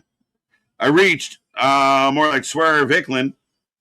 I mean, again, how do you take someone like Swerve and make him feel like nothing? Yo, I'm dead ass lost at what is happening and who's fighting. Rants. We all are. Even the people in the segment seemed confused at some point. That was long, that was useless, and that was boring. And about half of the 1,600 are lightly singing Judas. This is what's killing this company, guys. I say it every week, and people think I hate the company. This shit is killing the company. Watching Grandpa Jericho, who looks like shit, every week is killing the company. Seeing Don Callis 6 times a week is killing the company.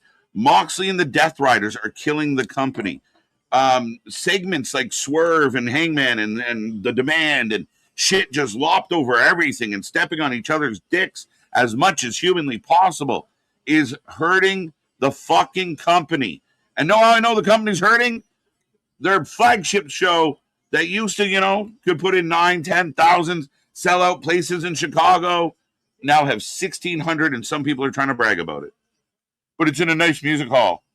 Wait, the number 2 company in the world that's supposed to battle the big bad WWE for wrestling supremacy can't fill a 5,000 seat venue? What are we doing? Help me understand. And then fans that watch every week that don't agree with everything don't get it. It's their fault. What are we doing? I've been down this road so many times in so many conversations. I just don't get it. Why the fuck are you booking Kevin? Like, the only reason I could see Jericho in this match is, like I said, Darby shows up, and if they screw Kevin Knight out of the belt, but Kevin Knight jumps Jericho. I guess I should put a poll up. I'm too busy fucking rambling. Just when you thought the show couldn't get any worse. And again, I really do. And maybe that's the challenge. If anyone ever hears one of these videos and if you believe that you are very large, you don't even have to be a sicko, but you're a huge fan of AEW every week and you think their weekly show is better than any other weekly show, I am welcoming you to come on and let's talk about it. Well, I don't care if you're small, big. Let's figure this out. I would love, because I don't get it. I keep being told, "Oh, what another great week of wrestling," but I don't see it. I'm here with y'all. I don't see it. Maybe I need to get new glasses. I don't see it.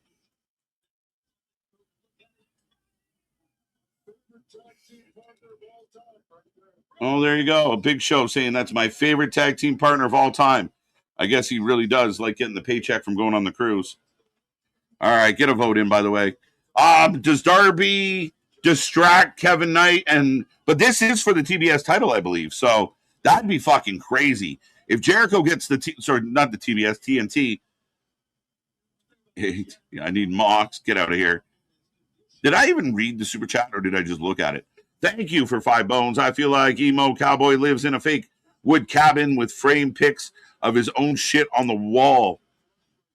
Yeah. And you know what? There is an upside. So there is some good to Hangman Page. I was a big fan of Hangman when he first broke on the scene in Ring of Honor and such. His booking is less than desired. As Rance just said, that segment, okay, is Swerve fighting Hangman? Is Swerve, all you had to do was Swerve hates Hangman, and Hangman got some success. So Swerve, as we get a Hurricane Rana, that's the one thing Jericho does that he thinks proves that he still got it.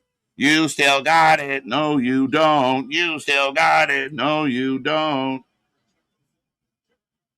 Fucking embarrassing to put this on TV. Fucking embarrassing. Jericho goes to the top. People, people moving the needles. CM Punk's terrible. I can't stand CM Punk. CM Punk's old. Oh, Jericho? Great. Because all the shit Jericho's been doing for the last 6 years has been fucking wonderful. None of it. As we got a Jericho chant. At least he's getting a chant. Sits on the Big Show's lap. Sitting around seeing what will pop up. But they actually got a Jericho chant. So I got to give him some credit. Hey, everybody. Any Christian Cage peeps? Let's go. Good choice. Good old Christian. I mean, I watch it regularly and I have fun, but it kind of have fun because it's terrible. I used to like watching infomercials, so I admit I love terrible TV. You know, it's funny because every once in a while you get caught on a good infomercial. Not so much anymore in the streaming days, but a young KJ flicking through the channels at night, you get just stuck on like a slap chop for a half an hour. Is that possible? It sounds possible, but it's not. But ultimately, I get where you're going, my guy. Again, some weeks you can argue AEW is exciting. It's chaotic. It's fun. But this is literally going on 3 years of the same complaints, the same shitty booking, the same excuses, the same people hyping it up. Even like guys like Meltzer are hoping that you are a complete fucking moron when they tell you things. Oh, that was a 5-star match. They killed it. Da da da. Or another great week of Dynamite was fantastic. He loves saying fantastic. Brian, it was fantastic.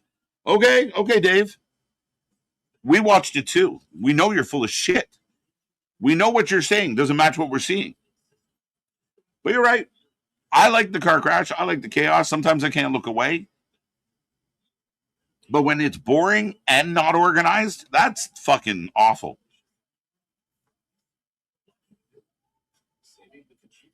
No mocks tonight so far. I'm shocked, Roll Tide. When was the last time there was 0 Moxley in the first hour of a Dynamite? When was the last time that happened? That we went a full hour. Now, Moxley has a match tonight, so we are getting Moxley. So thankfully, they just said, you know what? You can have the match. You don't need 6 segments before the match. Right? But if memory serves me correct, yeah, Moxley, Jack Perry. And like I said, I'd find a way. I don't care if someone has to cheat. I would put Jack Perry over John Moxley tonight. And this match, I don't even know what the fuck. Kevin Knight's with the Callis family. Kevin Knight's had issues with Fletcher, kind of has had issues kind of rubbing with Takeshita. He never did really resolve his issues with Speedball, but Jericho gets a title match. Anybody? So this company, the dots don't have to connect. Other companies have to make sure every dot connects perfectly, or it's shit. It's the most worst thing I've ever seen in TV history. Ah! It's horse shit. It's fucking horse shit. But I'm trying to catch up. So we are on picture in picture in an absolute who gives a fuck match. Late yum yums for Willow, I have to acknowledge. Yum yums. There you go. That's for Willow. Kevin Knight for the win after he faces Darby at All in London. Kevin Knight is only 50% of the vote. That is baffling. Mercedes coming out in the BDSM, best thing on the show for 30 seconds. Rants, she looked good. A lot of people, and I mean this respectfully, I just doesn't, nah. But she looked phenomenal. Pretty lady. Not, some people simp too hard for something kind of average. Sorry, respectfully. I don't know how to nicely explain that. Not my cup of tea. As what Kendrick says, turn this TV off. Book. Someone said, I'm so sick of you bitching every week. Turn the TV off. The crowd going mid for Jericho match. Again, he has to go slow. So you have young talent like Kevin Knight or Bandito. And again, guys, I know I beat this drum to death, but you have this young, strong talent. And I want AEW to be the young, cool, fun company. And instead of putting Kevin Knight in there with another high-end talent, you put him in with everybody's grandpa, and we go half speed. We go slow. We can't do anything. Just watch that Irish whip. It looked like shit. I'm sorry, AEW fans. This is the shit that makes people stop watching. Period.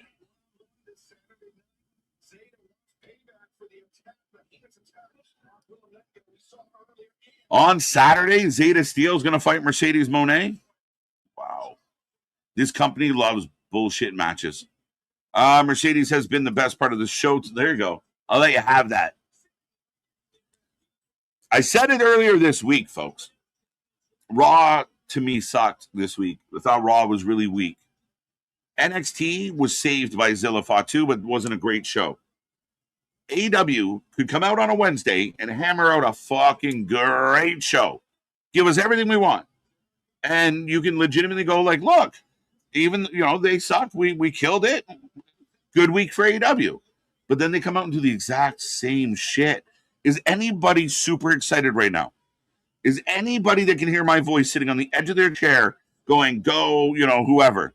Oh, there's suspense. Anybody give a fuck? What's up, Red Romance? Oh, okay, we got a roll up. Another roll up. Jericho tropes. You see these in a lot of Jericho's matches. Oh, we almost fucked it up. Aubrey almost got her head knocked off. Kevin Knight reverses. We go into a backslide. Jericho can barely pull it off. Now his abdomen just folds like origami. And Aubrey actually catches Kevin Knight using the rope. That's a rare thing on this company as well. Swerve should be one, if not the top guy in AEW. This is such a fumble. Lady B, my friend, without a doubt. I've been such an advocate of Swerve. And I don't understand, even at the time when you had the entire building and he was so over as a baby face, you had to knock him down a peg. You even changed the music up so they would stop singing it. That is counterintuitive when you're trying to build an entertainment company. You fucking morons. What are you thinking? But you're right. Swerve, top 3 in this company.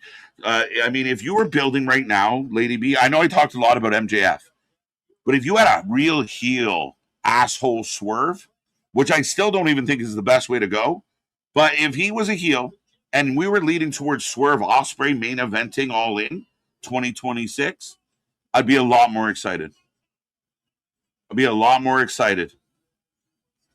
But you got MJF in a battle royal. What the fuck? They did a power bomb and it looked, as we transition the power bomb into the, trying to get it, Grandpa. Well, there we go. We got a Boston Crab. I refuse to call it a Walls. It's a Boston Crab. He sits on the Boston Crab and smiles because, hey, I'm not tired. This is not hard work. And now he walks over to the rope to be. Yo, they did not just do that.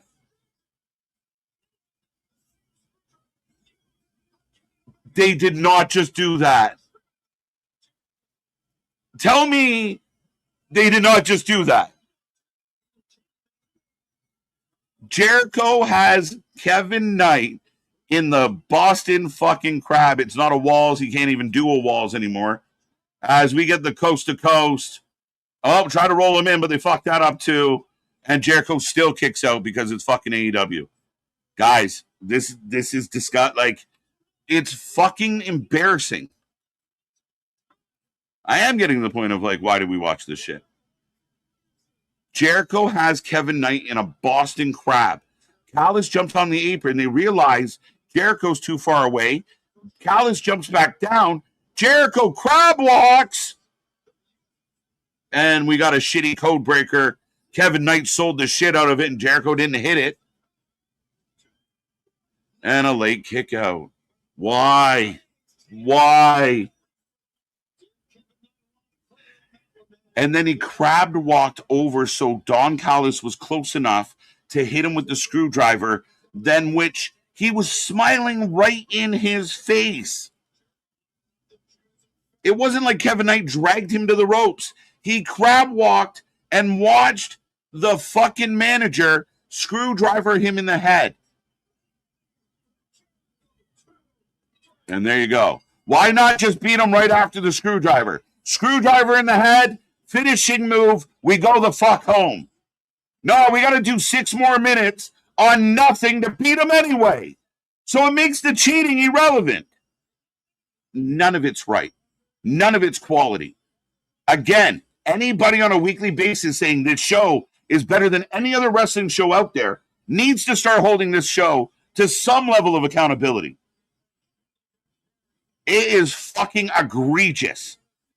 And the idea that you can overlook all of this horrible shit and say, best weekly show, it is fucked. That is wild on such a fucking level. As we go to the back with the Death Riders, I guess the first half show, Callis, second half of the show, Death Riders. Commander was going to do a jump and Mox was in the ring. He rolled. Yes, I saw that too. It's embarrassing. Why I get mad is as a lifelong wrestling fan. As a lifelong wrestling fan, there's a right way and a wrong way. There's a right way to do it and a wrong way. People say all the time, well, KJ, you can't tell us that. It's my opinion. If my opinion says it's good, then it's good. Fine. You can like what you like. That is true. But when you measure things based on what they are, that ain't it. When you measure things by the standard set, by what you were trying to present, you don't just get to do whatever you want. And it's moments like that with Jericho, the moment that you described, like with Moxley, that tells me I think the fan is a fucking moron and we're going to do it anyway. We're not going to try to be creative. We're not going to try to be professional. This is all just silly and fun and games, so fuck it. And again, you go from Jericho to Moxley. Jericho and Moxley love being in back-to-back segments. Go look through the records. It's a true thing. Jericho hates young talent. Listen, Callis jumps on the apron. You hit him with the screwdriver. You instantly hit the finish. or you make the screwdriver irrelevant. It shouldn't take. Jericho's been in the business for how long? Jericho's a future Hall of Famer. He should fucking know better. But he's self-indulgent. He is self-filleting. He is self-pleasing. Jericho doesn't give a fuck about anybody, but Jericho, and holding on to his spot and his insecurity, makes him behave this way. The Bucks, same thing. Insecure, dying to hold on to their spot, shit on everything else. Don't take things seriously. Don't sell shit. Don't do tag matches properly. Moxley doesn't give a fuck about anybody but himself. Tell me when I'm wrong. He doesn't give a fuck. It's about Moxley getting over. He's not working with Ospreay to help Ospreay get over. Ospreay's more over than he is. So I got talent on my favorite wrestling show, like MJF and Swerve Strickland and Ospreay, and let's not even get into all the dozens of women that we never see. All doing fuck all. And the guys that are selfish, the guys that have been here from day fucking one, are the worst things about this company. You can't just say it's a matter of opinion, folks. You can't just say, well, I like it better. There's measurables. It's okay if your favorite sports team is your favorite sports team. That's allowed. You're right. You can pick any sports team you want. But if they go out on the field or go out on the ice and shit a fucking egg and do nothing, you can say my favorite sports team sucks, but they're still my favorite. But there's a standard. You can't watch them be in last place. You can't watch them get shelled every night like District fucking 5 and then tell everyone, oh, but they're the best. They're the best. You know that restaurant down the corner that no one goes into that's covered in fucking roaches and needs John Tafford in a bad way? You're a failure. Yeah, we need that. It's my favorite, so it's the best. I know thousands of people have reviewed it and no one goes there anymore and it's damn near abandoned, but it's the best. I think it's the best. You got this company, Dynamite, your flagship store, your flagship show of the number 2 wrestling company in the world, and there's less than 2,000 people in the building, and people are content with mediocrity. They're content with garbage. They're content with overlooking every little bit of things that are measurable, every little thing that is important to wrestling, and go, yeah, but they did some moves. It was really cool. Here comes Statlander. The formatting of the shows is a mess. The organization of the shows, Tony Khan is 1,000 times better at burying talent that got themselves over than he is at actually getting fans over, or the wrestlers over. Does that make sense? But it's right. I can go back 4 or 5 years and we can run through the gambit of all the talent that got pops or we wanted to cheer for in this company that got brushed under the rug, got thrown away. And when you say why, when everyone looks around, and one day this will come out, and if we are still fucking doing any type of content at that point in history, I'm going to do a happy dance because at some point it's all going to come out. That the backstage and the politics and the nepotism and the favoritism, and if you're in the Tony Khan crew and you're one of the cool kids, we'll give you anything you want. But if you're not, hold on the fuck tight. But I'm telling you right now, if we took the 2 shows we have right now, and I told you that Triple H was running Wednesdays and Tony Khan was running Mondays, you'd shit all over this fucking show. It's cowardly. It is, as a fan, I don't get it. And I don't want to shame anyone. You like what you like. If you want to tune in and you really don't care that it looks pathetic, it looks phony, it looks Bush League, that's fine. That's your prerogative. I was a big fan of ECW. It looked terrible. And a lot of people told me it was just trash and it wasn't real wrestling. That's fine. But you can't tell me all day, every day, this is where the best wrestle. And then they don't actually wrestle. They don't actually work within the confines of pro wrestling. They don't do pro wrestling. They do Harlem Globetrotter version of fucking wrestling. And everybody knows that's fun, game, and fake. If you want to be that, if you want to be the carnival, if you want to be the circus, be that. I guess that's what you become. But I'm telling you right now, guys, it's the core of this group, the politics in the building. And yeah, Tony's a super nice guy, and maybe too many people are taking advantage of that. But what are we doing? What are we doing? If this was a WWE show tonight, the internet would be lit up right now with the same assholes with AEW avatars shitting all over this. But AEW, the fact that it's AEW, we can't do it. We can't. They do everything they do is great. I think it's more exciting. I love all wrestling, but the WWE shit and AEW is amazing. Wait, what? Anyway, let me get back to the chat. That is how I'm feeling right now. As here comes Stat. One of my favorite things so far tonight is the start of Stat and Viva Van. I apologize. I didn't put a poll up. I mean, I might have done it, but I was preoccupied. But I owe the ladies. There you go. Shout out to Viva Van, who's about to lose.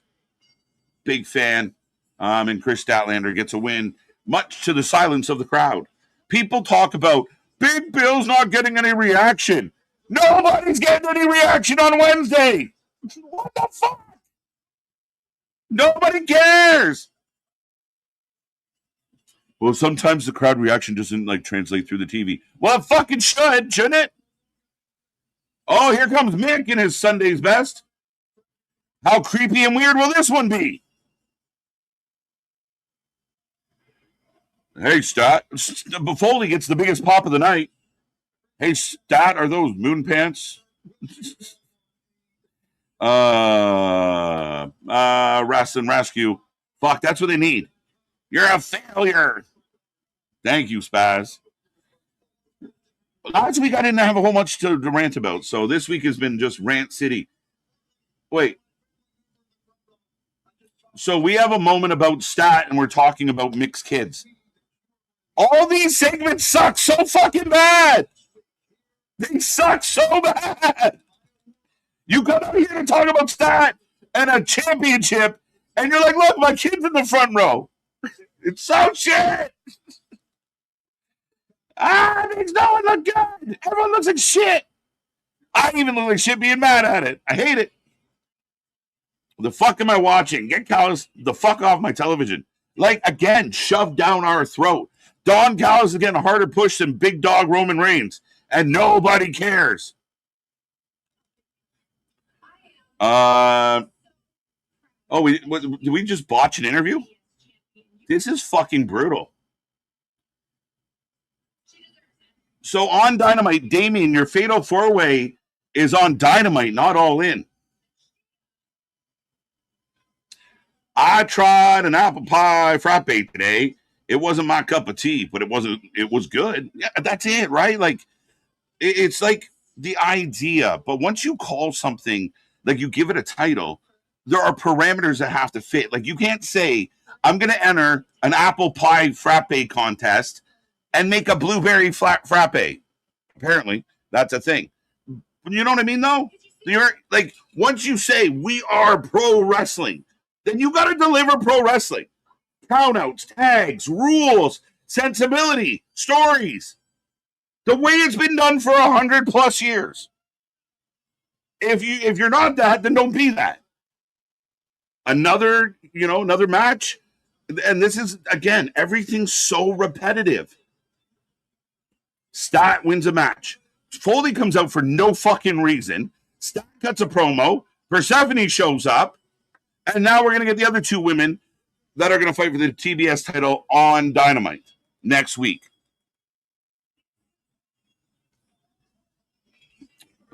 Guys, I know I complain a lot.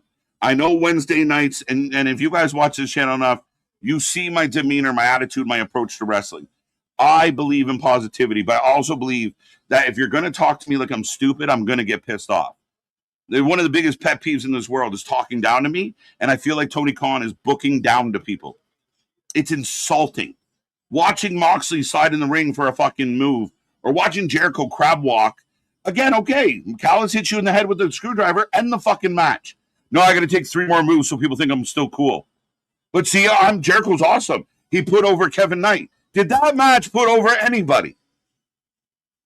You want to put over Kevin Knight? Take a clean loss. No. Callis is going to hit me with a screwdriver. But we forgot to tell each other. So I'm going to be 8 feet away when he tries. And then I realize he's got fucking small arms. So I'm going to crab walk closer so he can do it. As I'm smiling at him. This is shit that doesn't even happen on NXT. This is shit that doesn't happen in OVW. By the way, we're getting a tag match next. And maybe I misspoke about the Fatal 4-Way, but maybe it was just the graphic. But yeah, I'm a basic bitch. I don't know what happened there. Where's Tenay and Grandpa Mock home? I think, yeah, right. I don't know.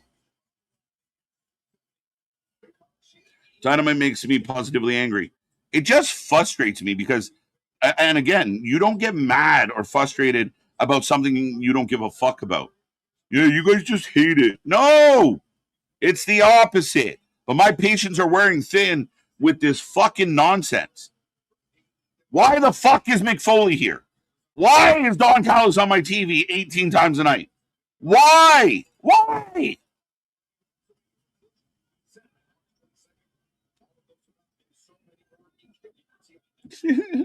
Not here. Banana and coffee is surprisingly good together. Love it. Starbucks venti iced latte with 4 pumps. Yo, so I had this like a couple days ago, and with the caramel crunch, you got to do the caramel crunch. See, this is the other side of this show, folks. Once we start talking about junk food, if the wrestling sucks, we'll jump into it. I thought it was wicked. I wanted an extra pump of banana. Pause on that. But yeah, no, phenomenal. Shout out. Hashtag not sponsored Starbucks. But I have a barista friend that makes sure all the orders get done properly, and I know nothing about going and ordering all this pumps and shit.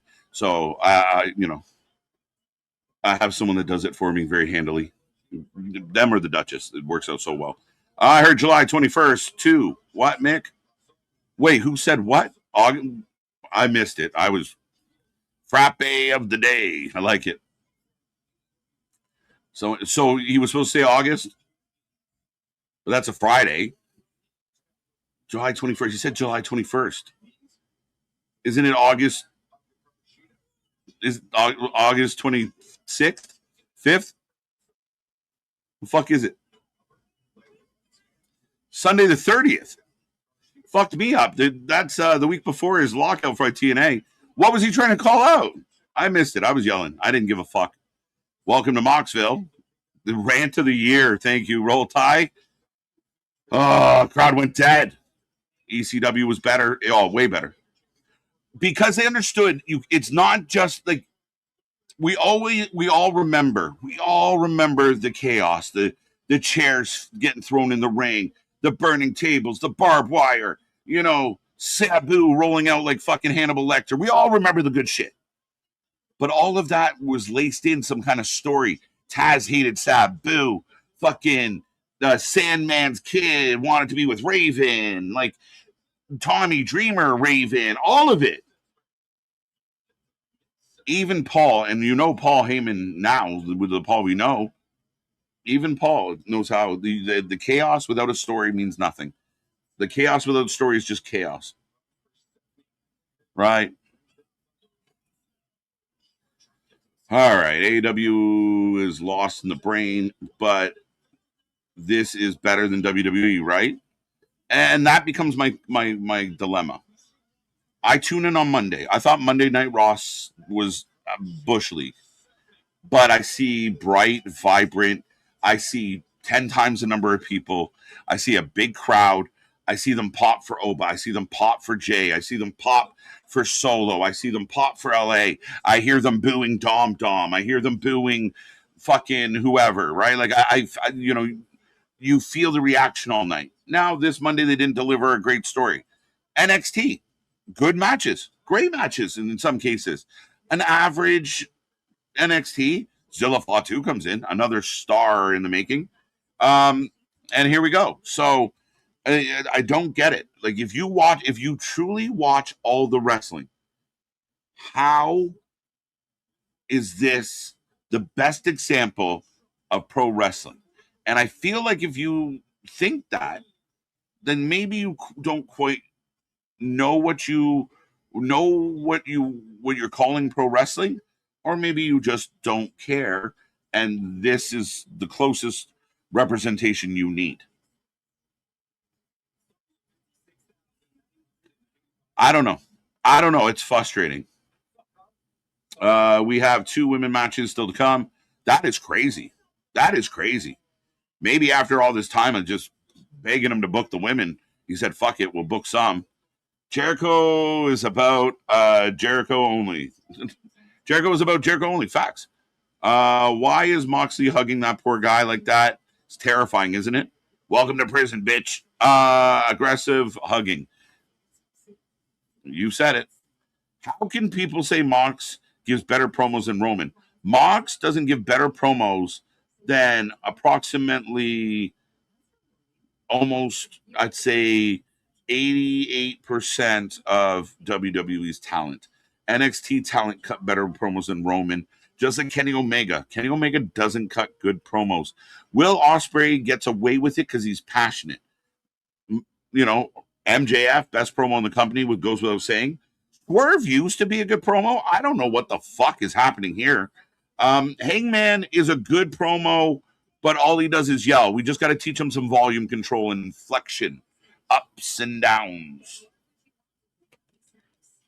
Um, that's the crazy shit, Jose. And I know people say, well, why are we even comparing?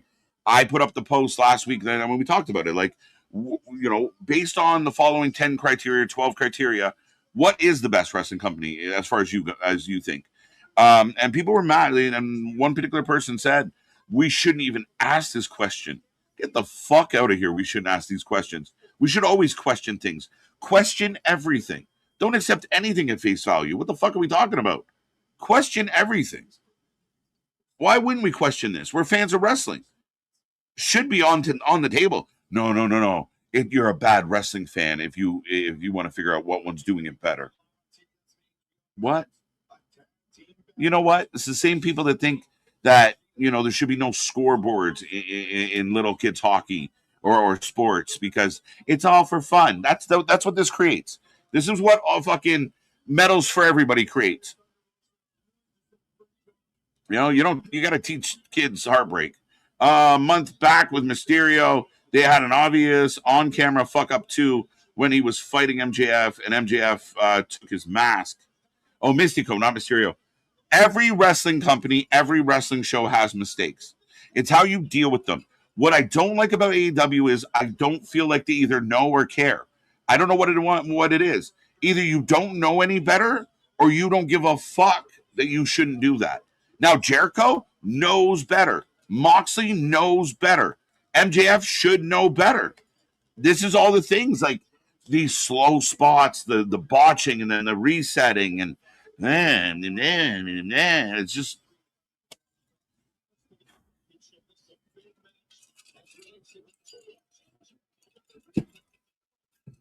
Thunder Rosa on fire, by the way. We call her Tundra around here because she be thick. Holy Christ, Mercedes Moné needs to become back to Sasha Banks.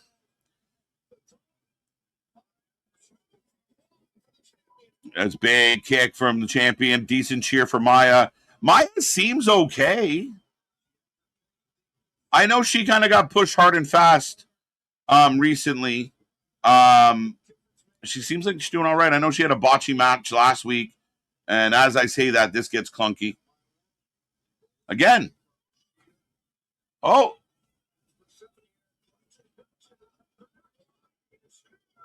The ref not even hitting the mat. What the fuck was that? This is crazy times. Paul, this to me proves at times you can be as You're only as good as the company you keep.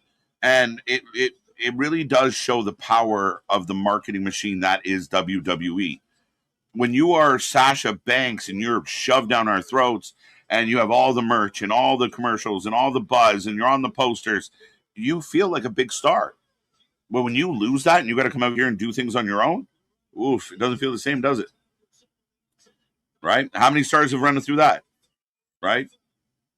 Paige couldn't get over in AEW. She went back to WWE. She's doing just fine. Preach on my cookies. Thank you, buddy. Thunder Ducks. Oh, man. If it was Thunder Rosa versus Sheeta, I know once upon a time we're going back, but I like Thunder Rosa, man. She's a good wrestler. She's a pro. Sheeta's a good wrestler at times. I can't believe it's 8 minutes to the finality of this show, and we still haven't even. How is there 2 more matches? What do you mean? Damien, did you say there's 2 more women's matches tonight? That can't be right. AEW isn't the mediocrity. Mediocrity sickos claim it is. Isn't the meritocracy. There you go, Jose. Sometimes my brain's got to catch up and words are just flying out of my mouth. But, yeah, it's not the merit. Where is the merit? Like, you're 100% right. Meritocracy. Why? That was so. You ever just get stuck? Meritocracy. The merits. Like, what is the merit system? Like, what merited Jericho getting a title shot tonight? Oh, he's on a winning streak, KJ. Duh.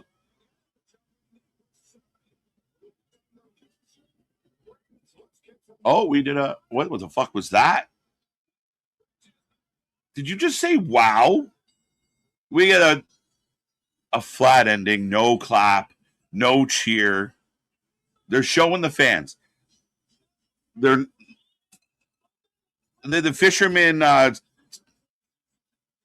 fall away slam, I guess. Not a really, it wouldn't be a fall away slam, side suplex. Nice move. A finisher, maybe. In this company, I don't know. So next Wednesday night, these 4 women will be in a fatal 4-way. I lied. Only 3 of them. I'm so confused. Yeah, Maya won't be there. Oh, yeah, Maya will be there. Maya, Stat, Thunder. Who was the 4th? We go to Darby Allin in a colorful alley. When you know, you know. When you're right, you're right. Facts. I agree, but AEW has the best roster, so they're better than others. Having the best roster and not using it makes you even worse at your job. And again, it's like having the best sports team on paper that finished last in the league or shit the bed. On paper means nothing. AEW has a solid roster. That's partly why this is so makes me so angry. Because I got to watch Jon Moxley have a shit match instead of one of these dozens of amazing wrestlers apparently you have. I don't believe you. Where are they? Why have you kidnapped half of the independent wrestling scene? AEW is a pay-per-view company, not a weekly show company, and I'm thinking most of the weeks. The only bullshit on that, Damien, to me, that's a bullshit cop-out, and I think it's a way that actually non-AEW fans have kind of rationalized it. And I'm not, no shade your way. You put on a weekly show, you're a weekly show company. You can't just mail it in and then go, yeah, but we're a pay-per-view company. Like you can, it's like being like, oh, that hockey team's a power play hockey team. Oh, okay, but they're shit 5-on-5? Great. So you show up for big occasions, right? I have a really good marriage with my partner, on special occasions. She's a special occasions wife. But every other, what the fuck are we talking about? What are we talking about? You are a wrestling company that puts on a weekly show. Your pride and joy is AEW Dynamite that was going to rock the world and compete in the major realm of pro wrestling. And not even close. Not even close. You're not even getting a sniff. Not even getting a sniff. People get angry when you were right, and they get angrier when you don't agree with them. even though they're wrong. I agree with that. And again, I've had many old conversations, and what I do find, like one of the sickos traits is they'll talk down to people, and they'll tell you other things about them that don't really, like, somehow it makes their point more relevant than yours. Well, I've been going to the gym for 15 years, and I've been around people, and I'll tell you exactly how things are supposed to. Wait, what? Wait, what? Great, that's cool, man. Great. I watched CML and then New Japan, and I did this and I did that, and so clearly, I know that this is better wrestling. Really? Okay, let's go over. Actually, I'll put this out to the chat. What are some things that you would consider if you were coming up with the criteria for a good wrestling company or show? Right? Things like audience participation or music or commentary, things that you could evaluate. Give me some examples out there if you want to, of things that you think are important that we should consider. I think the booking is super important, storytelling. There's different ways, and then you can think about it. Anyone out there that's saying that AEW has better commentary is lost the fucking plot altogether. That is, again, sad, and people will defend it. Oh, Excalibur's so good. Do you see how he enunciates every one of those 6-syllable moves? It's Wednesday. You know what that means. KJ is his Wednesday rant. I started well tonight, though. It just happened. It creeped up on me. I tried my best. I still like Statlander. She could be really fun if they did something with her. I think, I hate to say it, it feels like a trope. Stat needs to go somewhere where they can make her better, where somebody can work with her skill set. She's got size. She's got a look. She's good. She's got some really good shit with her. She just has nobody to work with or nobody to teach her how to do it better. And next, and back to Don Callis. Apparently, this interview is in the back of the strip club. Get out them ones, folks. We got Fowlis and Fletcher. That Callis screwdriver spot was fucking embarrassing and made me. I just literally leaked out water, aka drool. Made me mad. Shake my head. I'm dead serious. Get the fuck off my TV. It's trash. Okay? You got little podcasters out there screaming like fucking Danhausen is the death of wrestling. And the only reason they're doing it is because he's super popular. So they overreact about the super negative because it is high click rate. So rage baiting, right? So you know who I'm talking about. But take all that energy that you put into fucking freaking out about Danhausen and do it for Don Callis or John Moxley or one of these fucking insufferable assholes that we have to see every week on this show that continues to make this show weaker than it should be. Like, it's 9:59. We're doing a backstage interview at 9:59. As Fletcher will fight Okada. And now Fletcher's like, you're my manager, you dickhead. God, I fucking hate this shit. Man, I'd beg. Tony, I don't need any credit. I don't need any love. Give me 3 months, a 3-month window where you just let me secretly do it. And I promise it is better than this. I know millions of people say that, oh, of course you could do it. Anybody can. I don't think I'm that special.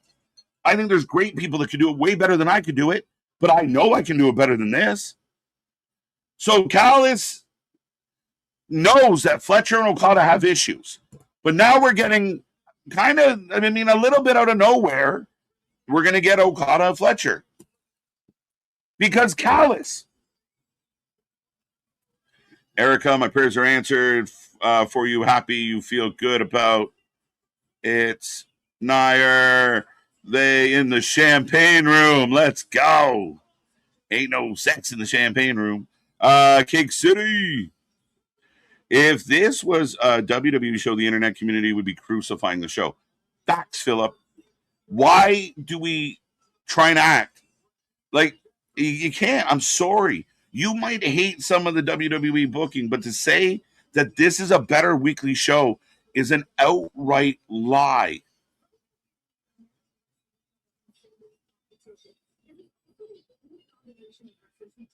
And we go back to the champagne room. KJ, thoughts on a coffin match announced? It's going to be a coffin match as long as it's better than Darby versus Moxley. Darby versus Moxley was shit. Darby and Kevin Knight, Darby didn't even get involved tonight with Kevin Knight. Do we understand how fucked this is? That you don't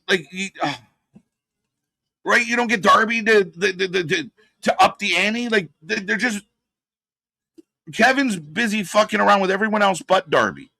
Darby shows up once in a while and jumps him. Again, even the stuff they do, like Darby, Kevin Knight is not a bad rivalry for the TNT title. I got no problem Darby and Kevin Knight being rivals in the mid-card division. But you have to fuck it all up. I think the coffin match could be fun if they keep the energy and they do it right. If it's slow and boring, it's slow and boring.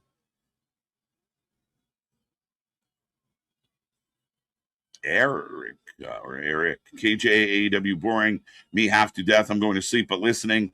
Paul, well, I'm try and entertain you as much as I can. But we go to the back. We got the blinking red lights. This is the main event, right? Like, you were lying to me, Damien, that there's 2 more women's matches tonight, right? I will finally put a poll up. I've been neglecting the polls because I don't care. Hilarious. Who wins? Who wins? Who wins? Who wins? Who you got? Who you got? Who you got? Who you taking? Is it Moxley? Or is it Jungle Boy? But let's be real. If I was, again, you want to prove to me that all these wrestlers aren't selfish, you got to break the pattern. You got to break the pattern. I can break every one of them down. Even the Bucks with all in. The Bucks don't deserve to be taking on Edge and Christian. They sat in the wings. They let them have rivalries with everybody else. You didn't really build it up. And then a few weeks away, they showed up and said, we want it.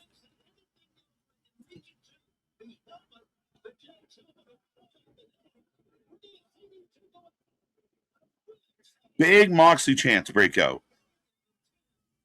Jesus fucking Christ. People cheering for this guy is disgusting. Why nobody goes to these fucking shows? I don't give a fart about AEW. Just tell Waldolph that the MFTs and Haku are going to be on main event tomorrow. WWE's YouTube start time 8 p.m. There you go. Let's go. Kenny needs to be kept to a promo less than 2 minutes. Facts. Passionate, quick, and into fighting. I don't get this. Like, I have trouble relating to I don't know. He's just so soft as a champion, as the alpha, right?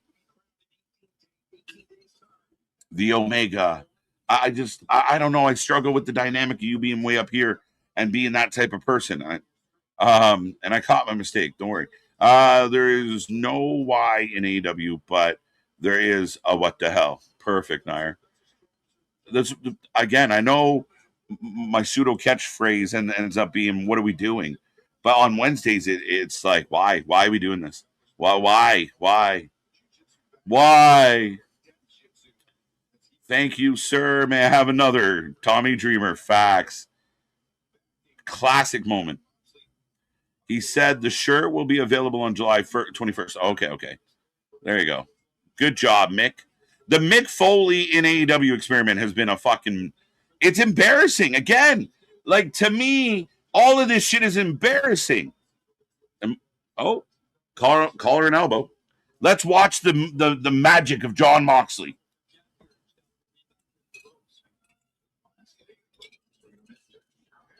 He goes for the chop, misses. Perry clapping him in the chest. Those caramel crunches are addictive. They're so good. So good. Let's pose with when Stat in trouble. Facts. Persephone, it's the yum button. Sorry, I slacked on that. Oh, there you go, a late one. The show pissed me off tonight. So if I didn't click on your comment, Sorry.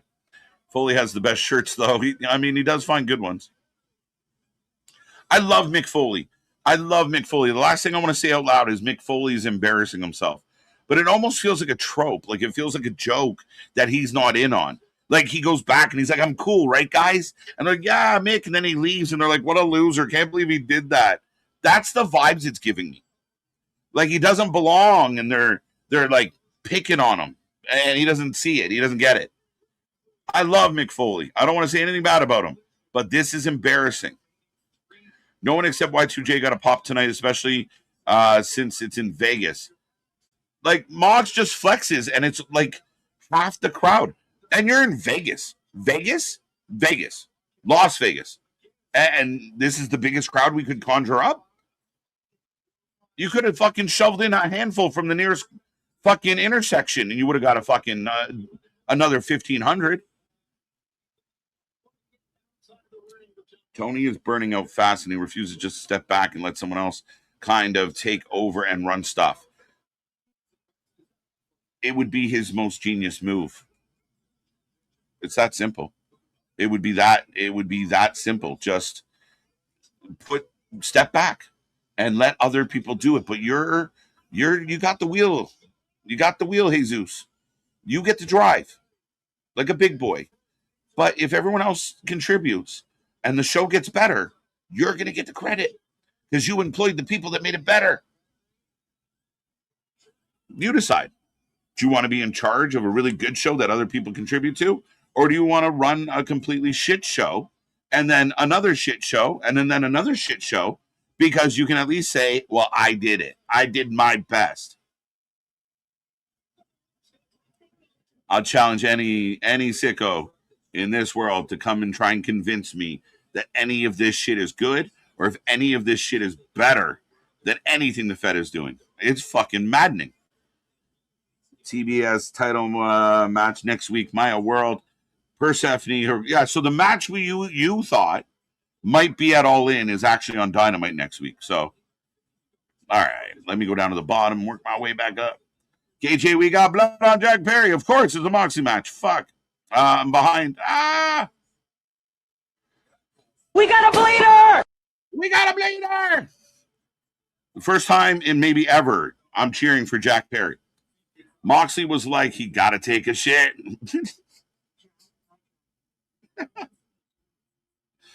I don't know why that caught me so funny. Maybe because it's late in the stream. But my God, that's jokes. He caught me in the middle of a dumper. I'm like, fucking hell. Keep in mind with Omega, Ospreay, Jay White, the Dogs, etc., promos in New Japan weren't used to sell tickets, and sadly, it translates to AEW. I'd almost, Corey, would you be tempted to almost switch up AEW's style a little and maybe adopt a little more of that press conference vibe, like even post show, to just kind of go to the back and kind of do all your promo work there? Like Kenny doing post show little pressers works, where it's kind of a flow. He can kind of do it a little better. I think when they goes out, it's too performative. Like he's like, I gotta act like the lead superhero in the latest video game. I gotta be that guy. And when you play video games, you get a lot of that, like dramatic, character kind of vibe, and the, I'm here to save everybody.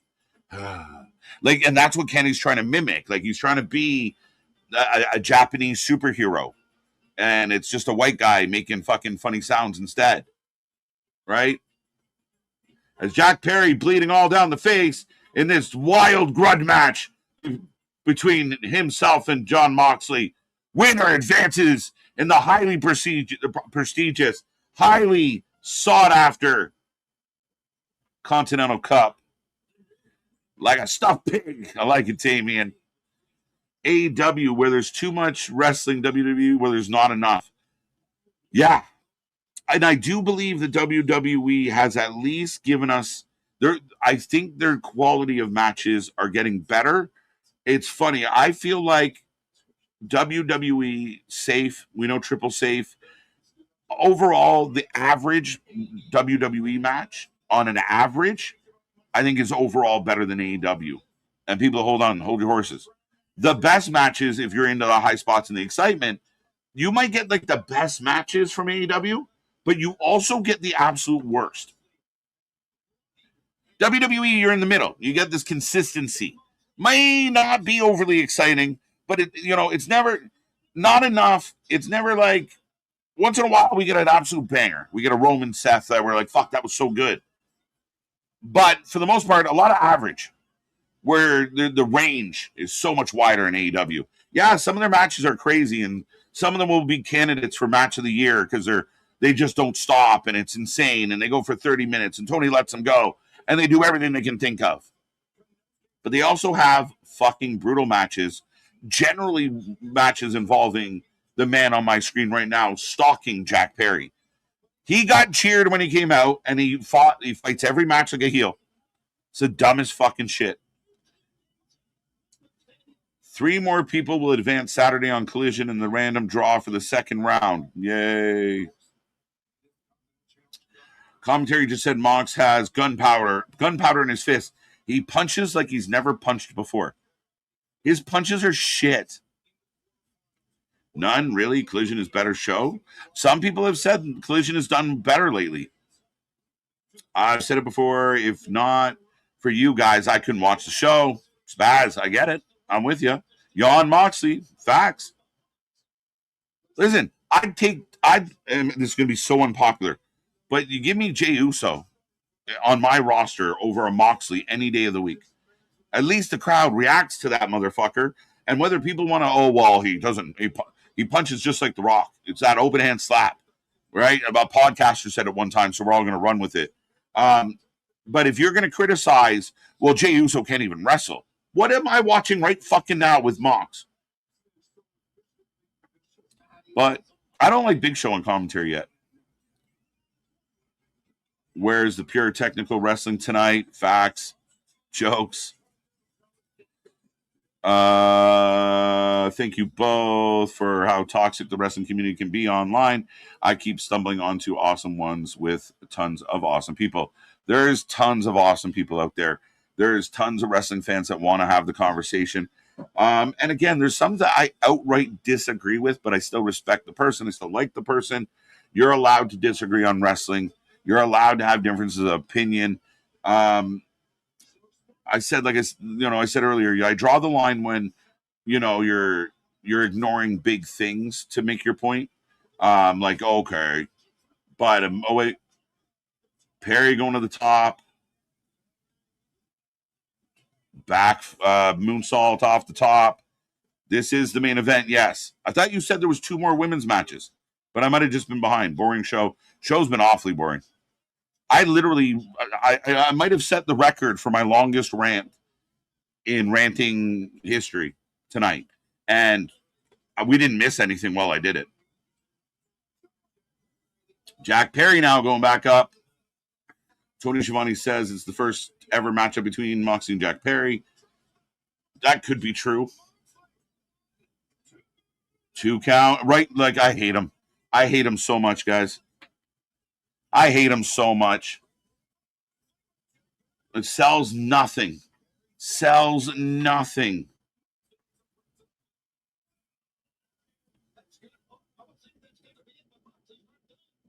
That's got to be it, but Moxie's not done.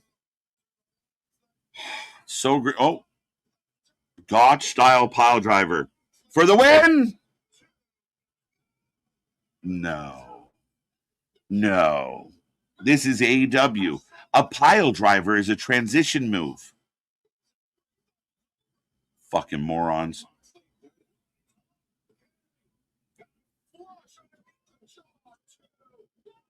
Oh my God, they fucked that up. Yeah, very late kick out. Even Excalibur, the ref's hand stopped dead. A super late kick out. It was like a 3.25 kick out. And now we just got elbows raining down. This how are we going to just stoppage because he's so badass? Look, this looks like shit. This looks so bad. The ref throws him off. The crowd is silent. What is happening? Those elbows, guys. Is there a Grinch in the back? What is this? What is this? What is happening? Is the match not over? Why did he stop? Wait, what are we doing? And just to beat him 6 seconds later? The crowd is dead. Slaps him in the face, but then he's going to eat a finisher and lose. But he looked tough doing it. AEW, where you just can't fucking lose. You got to go an extra 5 minutes so you look like shit. Slapped him again. Perry's not dead. 15 elbows to the head. Jon Moxley must be a pussy that he can't knock out Jack Perry by throwing 45 elbows to his head. But thank God the ref stepped in. Oh, he's good. He's good. Don't worry. No, not even dizzy. Give him a Tylenol. He's good to go. We love rubbing heads. One of Jon Moxley's favorite activities, rubbing heads. You heard me. Big clothesline, Jack Perry. Here we go. It's not like the Death Riders got better over the month and years. It's worse, but Moxley's more over than ever. What is happening? Yeah, I mean, it's a little confusing. And the AEW fans have almost gathered around Moxley like he's the sicko god. Like you can't put him down. People don't get the genius of Jon Moxley. He's misunderstood. He is fucking trash. They just zoomed in on some of the shittiest elbows I've ever seen. If you can't do it, don't do it. You're on live TV. Don't do it. This is a great match, guys. 3 more people advanced to the second. Got that one. Maybe do a poll for a different show on Wednesday. Shit. I'm scared to. I'm scared too. Yeah. Moxville. This is cinema. We're watching a movie. What the fuck? No, he didn't. And now elbows to the back of the head, which are even illegal in the UFC. Oh, now Moxley's punching his own head. Now he's rubbing his mouth on Jack Perry's arm like it's a corn on the cob. And apparently that's how you get out of this move. Maybe this is why he doesn't win any of these real-life jiu-jitsu tournaments that he goes in. This match is killing me. I can't stand the negativity drifters, JD from New York. Then I can't stand the positivity grifters, Denise Avocado, whatever her name is. I've seen wrestling YouTubers quit because of fans. Yeah, the fans suck. Not all of them. But again, I think people miss out. The internet fans, the IWC is 5%. There's a lot of good people out there. And that is the message here. And all my negativity, all my belly aching, all my moaning and pissing and whining and crying, call it what you will, folks. 1, I'm not wrong. And 2, I'm still here watching it every week. It's optimism. It's hope. But if someone was to tell me otherwise, I'd more than listen to it. But I'm only calling it the way I see it. And the positivity is there if you're going to give me positivity. JD is just a rage baiter. He screams and yells because he thinks it makes him big. He's overcompensating, like his fake Mustang. But we got the choke out. If you were just going to choke him out, why didn't you end it 10 minutes ago when you already had him beat and you made him look like shit? No, let's go another 10 and choke him out later. It's indulgent. It's indulgent. And all this shit is putting the wrong people in the places that good talent should be. What don't we understand about this shit? And I think Denise is fine. I just can't listen to her for too long because of the pitch of her voice. That's so mean. She seems like a lovely lady. JD's just yelling for yelling, saying the same shit, and he flip-flops, and whatever he says, Chi-Town Mark echoes. Like, again, that's why you come to this channel. Because if I'm on one and I'm wrong, I got somebody to put me into check, and vice versa. So now John and Jack Perry are kind of borderline making out. It's like a fetish thing that we'll get really close, like we're going to kiss, but we won't. We'll just rub. Oh, wait, he's dropped to his knees. Holy shit. Mox is going to put a brick right in his mouth. What is happening?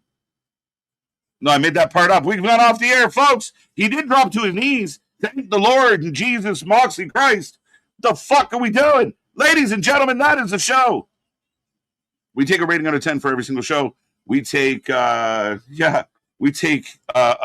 fucking pain pill for our headache after we're done. I'm all ears. Why was Moxley pissed? I missed it. Forearms looked atrocious. If a person in a wrestling school was doing that, if you did those types of forearms during a WWE tryout, you'd be cut. Snare trap, different poles. I got poles in different area. Anyway, Alpha versus Kyle Fletcher versus Okada official. So it is going to end up being a triple threat, which I don't hate. I might hate how we got here, but that's, again, I've beaten that story to fucking death. Best shit I've ever seen. Ever. I don't think so. What kind of shit is that? Yeah, guys, listen, here's the biggest problem with AEW.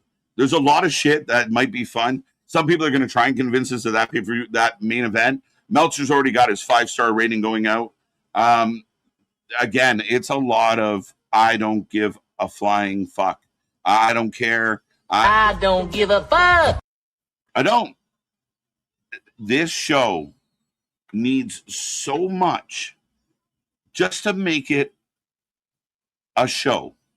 And let's ignore the WWE for a second, as I will get to your ratings, but ignore the WWE for a second. I challenge AEW fans to watch an MLP show, to watch an MLW show, to watch even a JCW fucking show, because I'm sure that might be that might be a bridge too far. But watch these shows. Watch TNA. And watch a better structured show with storytelling and good matches. Let's say you are a fan out there and you despise the WWE. There's alternatives that are doing better weekly shows than AEW. There you go. I'm positive this show sucks. Facts. Positive. Like if Raw was a 5 and NXT was a 7, what the fuck is Dynamite tonight? Paul says, AB says 6. Was it better than Raw? 5 out of 10. I'm a positive guy. 5 out of 10. I'm disappointed, to be honest, but lucky there's other wrestling out there. Yeah, midnight tonight, depending on where you are, the latest episode of MLP will be out, and I've been watching that. AAA is a better show than Dynamite. NXT is a better show than Dynamite.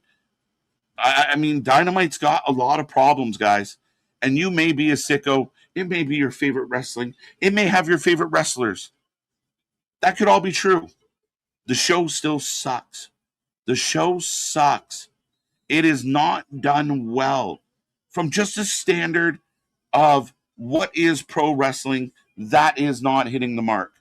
Those elbows are embarrassing. Embarrassing. Jericho spot, embarrassing. McFoley, embarrassing. It is almost becoming embarrassing to admit I watched this shit. Fucking hilarious. Thank you, reader. 5 out of 10, 3 out of 10, 4 out of 10. It's definitely on one tonight. I don't even know what happened. It just went by in a blur. I can't believe it's 10:25. 2. I'm gonna give it a 4. I'll go with Frankie. It was 7 to 10, then Mox came out and brought it down to a 4 to 10. Moxley believes that his shit don't stink. Moxley thinks he's an artist. In Moxley's mind, he is the Brian De Palma of wrestling. He is the Van Gogh of wrestling. He is just an artiste. And it is beautiful what I do. It is some of the worst shit in the business. It is shit that wouldn't be tolerated in developmentals. And maybe the last part of that sentence was the best part, because he's making me fucking mental. Mox, bro, End the fucking match. Again, you have a guy down. You elbow him in the face 10 times. And he gets up. Do you not get how bad that makes it look on you, you fucking dumb fuck? Do you not get that you look like an idiot? That you dropped 18 elbows on a young man's face and he got up and did shit back? Do you not understand? Oh, but it made Jack Perry look super tough. Yeah, until he got fucking choked out like a bitch. So now, not only is he bitched out, he's a fucking moron because he got knocked out already and still got up. And we all laugh at those guys. Bro, you're out. Bro, bro, you're done. Bro, let it go. Gets up and gets knocked out again? Bro, that's on you, bro. The fuck are we doing? They don't know. And they think it's great. They don't know. 90 days. 90 days of fucking better Dynamite. I will, like, come on. Come on. We can do better. There's so much talent in this company. This is awful. This is WrestleMania. Yeah, get the fuck out of here. Slipped out. I don't know what slipped out. They could have done so much with the scapegoat. Facts. And even at the time, I was still a little, like, skeptical of the scapegoat. And even Big Nick was like, I kind of like this, man. Like, he showed up. He's getting big pops. If it feels like Vincent Kennedy McMahon, if a talent gets over and I didn't book them to get over, then I bury them. Ask Sandow. Ask Wardlow. So all this, it feels like shit like that. Like, oh, Perry's got this really cool thing, and they buried it. It became a nothing thing with the Bucks and the Elite. It just went to nothing. -4 out of 10 compared to Raw. Raw was way better. Raw was way better on a shit week. Raw had not a great week. Even if you liked it, it wasn't their best. The ending was flat. There was things missing. It was still better than this. I'm sorry. You might disagree, but I can't help you. Darby versus Kevin Knight is not a coffin match. It's a Falls Count Anywhere match at All in London, which will probably have a coffin in it because let's be real. That's better. I think they have a potential. I would love to see Kevin Knight fight other cruiserweight guys, which Darby kind of fits the bill, and just have one-on-one matches without stips. Kevin Knight doesn't need stips. A lot of these wrestlers don't need stips unless they're in a heated rivalry. This is where the best wrestle. Let them fucking wrestle. This isn't where the best brawl. This isn't where the best bleed. This isn't where the best fall. This isn't where the best fuck up a spot and do it anyway. This is supposed to be where the best wrestle. So fucking wrestle. But everything's got to be everything, and what the fuck are we going to do about it? Crowd had no response, none. There was, I keep going back to this, less than 2,000 people in the building. That has to be like the diehard of sickos, and they weren't reacting to shit. Swerve came back, and I heard the fucking mice in the background taking farts. The fuck are we doing? You killed Swerve. You're killing MJF. You're killing anything that is not your core group of fucking friends. The same people you've been shoving down our throat for 7 years. The biggest, I would say the biggest. You got to think, once upon a time, AEW might have been the hottest wrestling company in the world. Might have been, and I think it was. But they never changed. And everything has a shelf life. Everything has to change. Everything has to grow and evolve. Shouldn't it? Right? If season 2 of your favorite show is identical to season 1 and they run that for 6 straight years or 6 straight seasons, do you not get a little fed up at some point of like, fuck. That's all this is. Tell me what's changed from now to 5 years ago. Kenny, same. Ospreay the same. Bucks the same. I ran through this already. I could be here all night fucking freaking out about it, but it's not going to help anybody. Please, MLP is just a collision. I'll take that. 5.5 out of 10. Now watching. That's So Raven. Yep, that's her. What about Raven? Nah, my local indie literally bills itself as a wrestling school, and their shows make exactly. And fundamentally, as a wrestling school, you have to hit those marks, right? Like you're looking for shit like that. Again, why can Moxley do this in the main event on your flagship show, and you couldn't do that in front of a fucking local wrestling instructor? Could you imagine? You got to have some quality control. You got to have something. So when fans say, "Well, is it so great?" Yeah, but so do we just look over all the garbage? Like, do we really look over, like, just drive by all the shit? My house is in the middle of the dump, but we don't notice all the garbage bags. We just notice the very pretty house in the middle of the fucking dump. It's a nice house, though. It's really good. Just pretend like the garbage isn't there and the smell isn't there and the birds aren't there and the bugs aren't there. The fuck are we doing? How much do you want me to ignore so you feel better about what you're up to or what you like? How do I validate you? MLW is better lately. MLW has been sneaky, reader, because they're scooping up the people that have kind of slipped through the cracks, like a Dijak.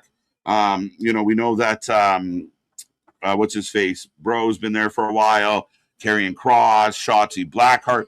So there's a lot of like darlings that we felt got done wrong that MLW's got their hands on. And there is seemingly a contingent of people who are like, we like working the indies. We don't necessarily want to work with Tony Khan. Seemingly, why, you would assume that Tony would inquire about some of these free agents. But MLW has done a good job of picking up talent and making their talent better if they could get more exposure and kind of make their shows a little cleaner. But you got a lot of good things going on there. You really do. Mercedes, what's the best part of the show? I'll accept that tonight. You might be right tonight. Lexus King is more entertaining than anybody on the AEW roster. I might have to hold up.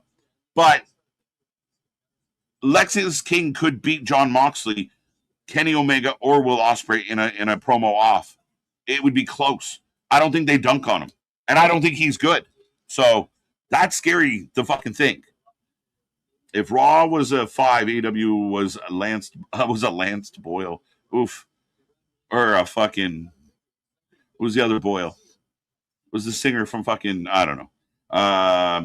That just, no, okay. 3 out of 10. Is it Sarah Boyle? What was the ugly lady that sang? Susan Doyle? I was way off. All right, I'm fixed. There you go. We go from Boyles to Doyles.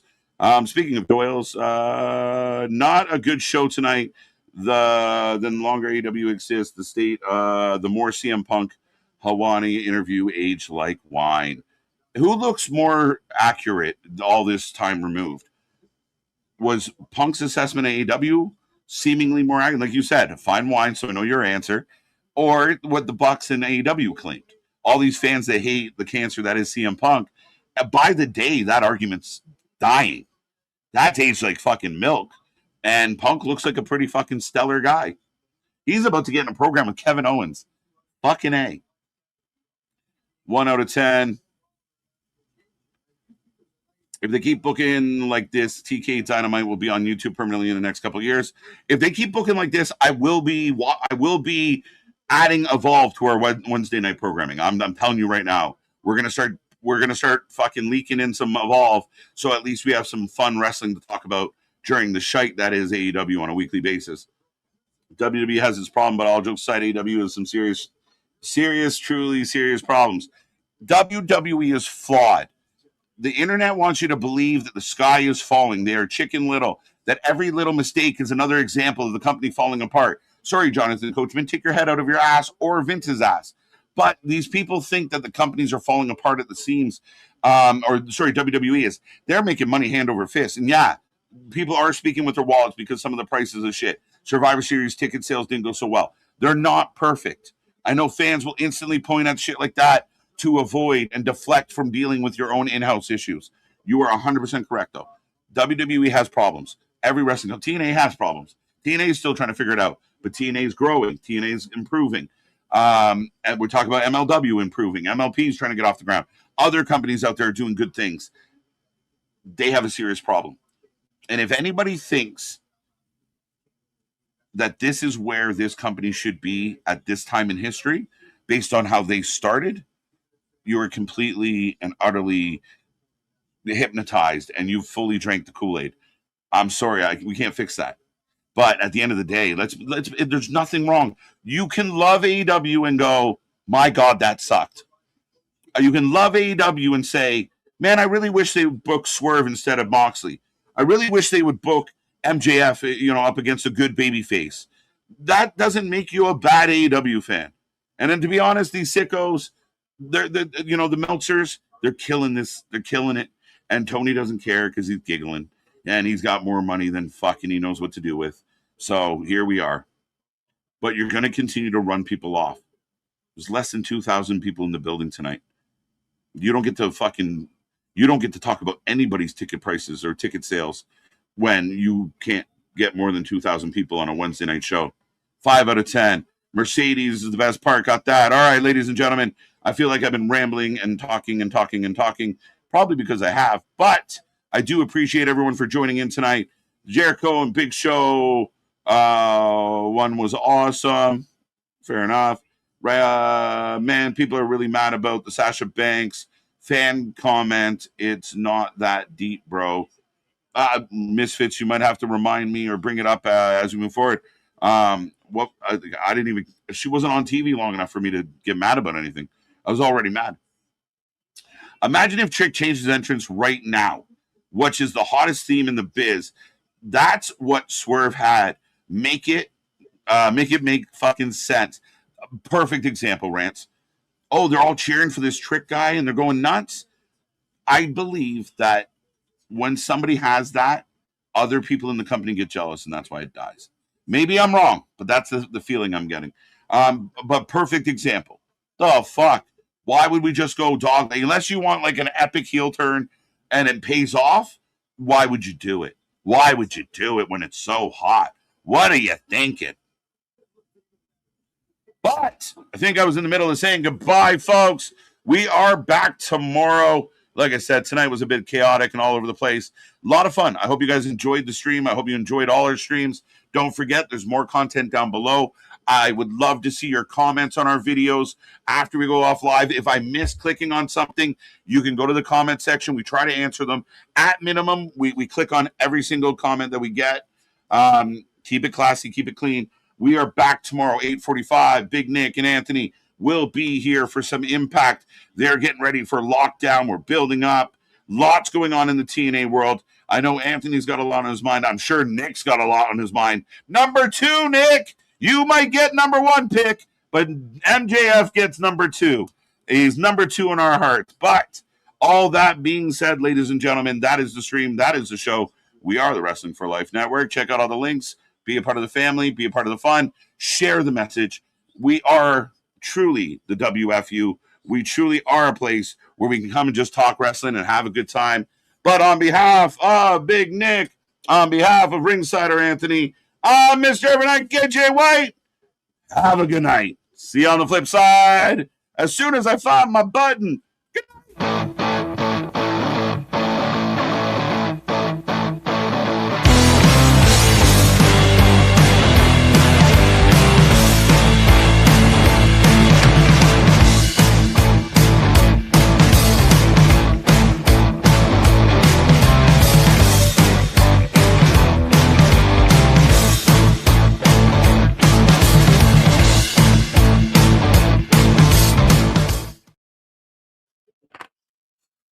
Seriously.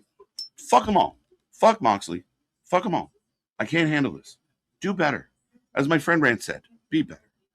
Have a good night, folks. Find a reason to smile. Love someone. And have a good night. Come back tomorrow.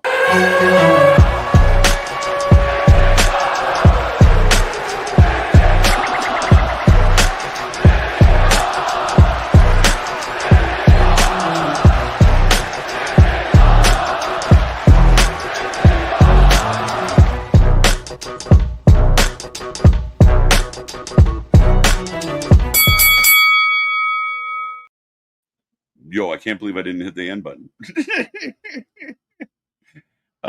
Such a rookie.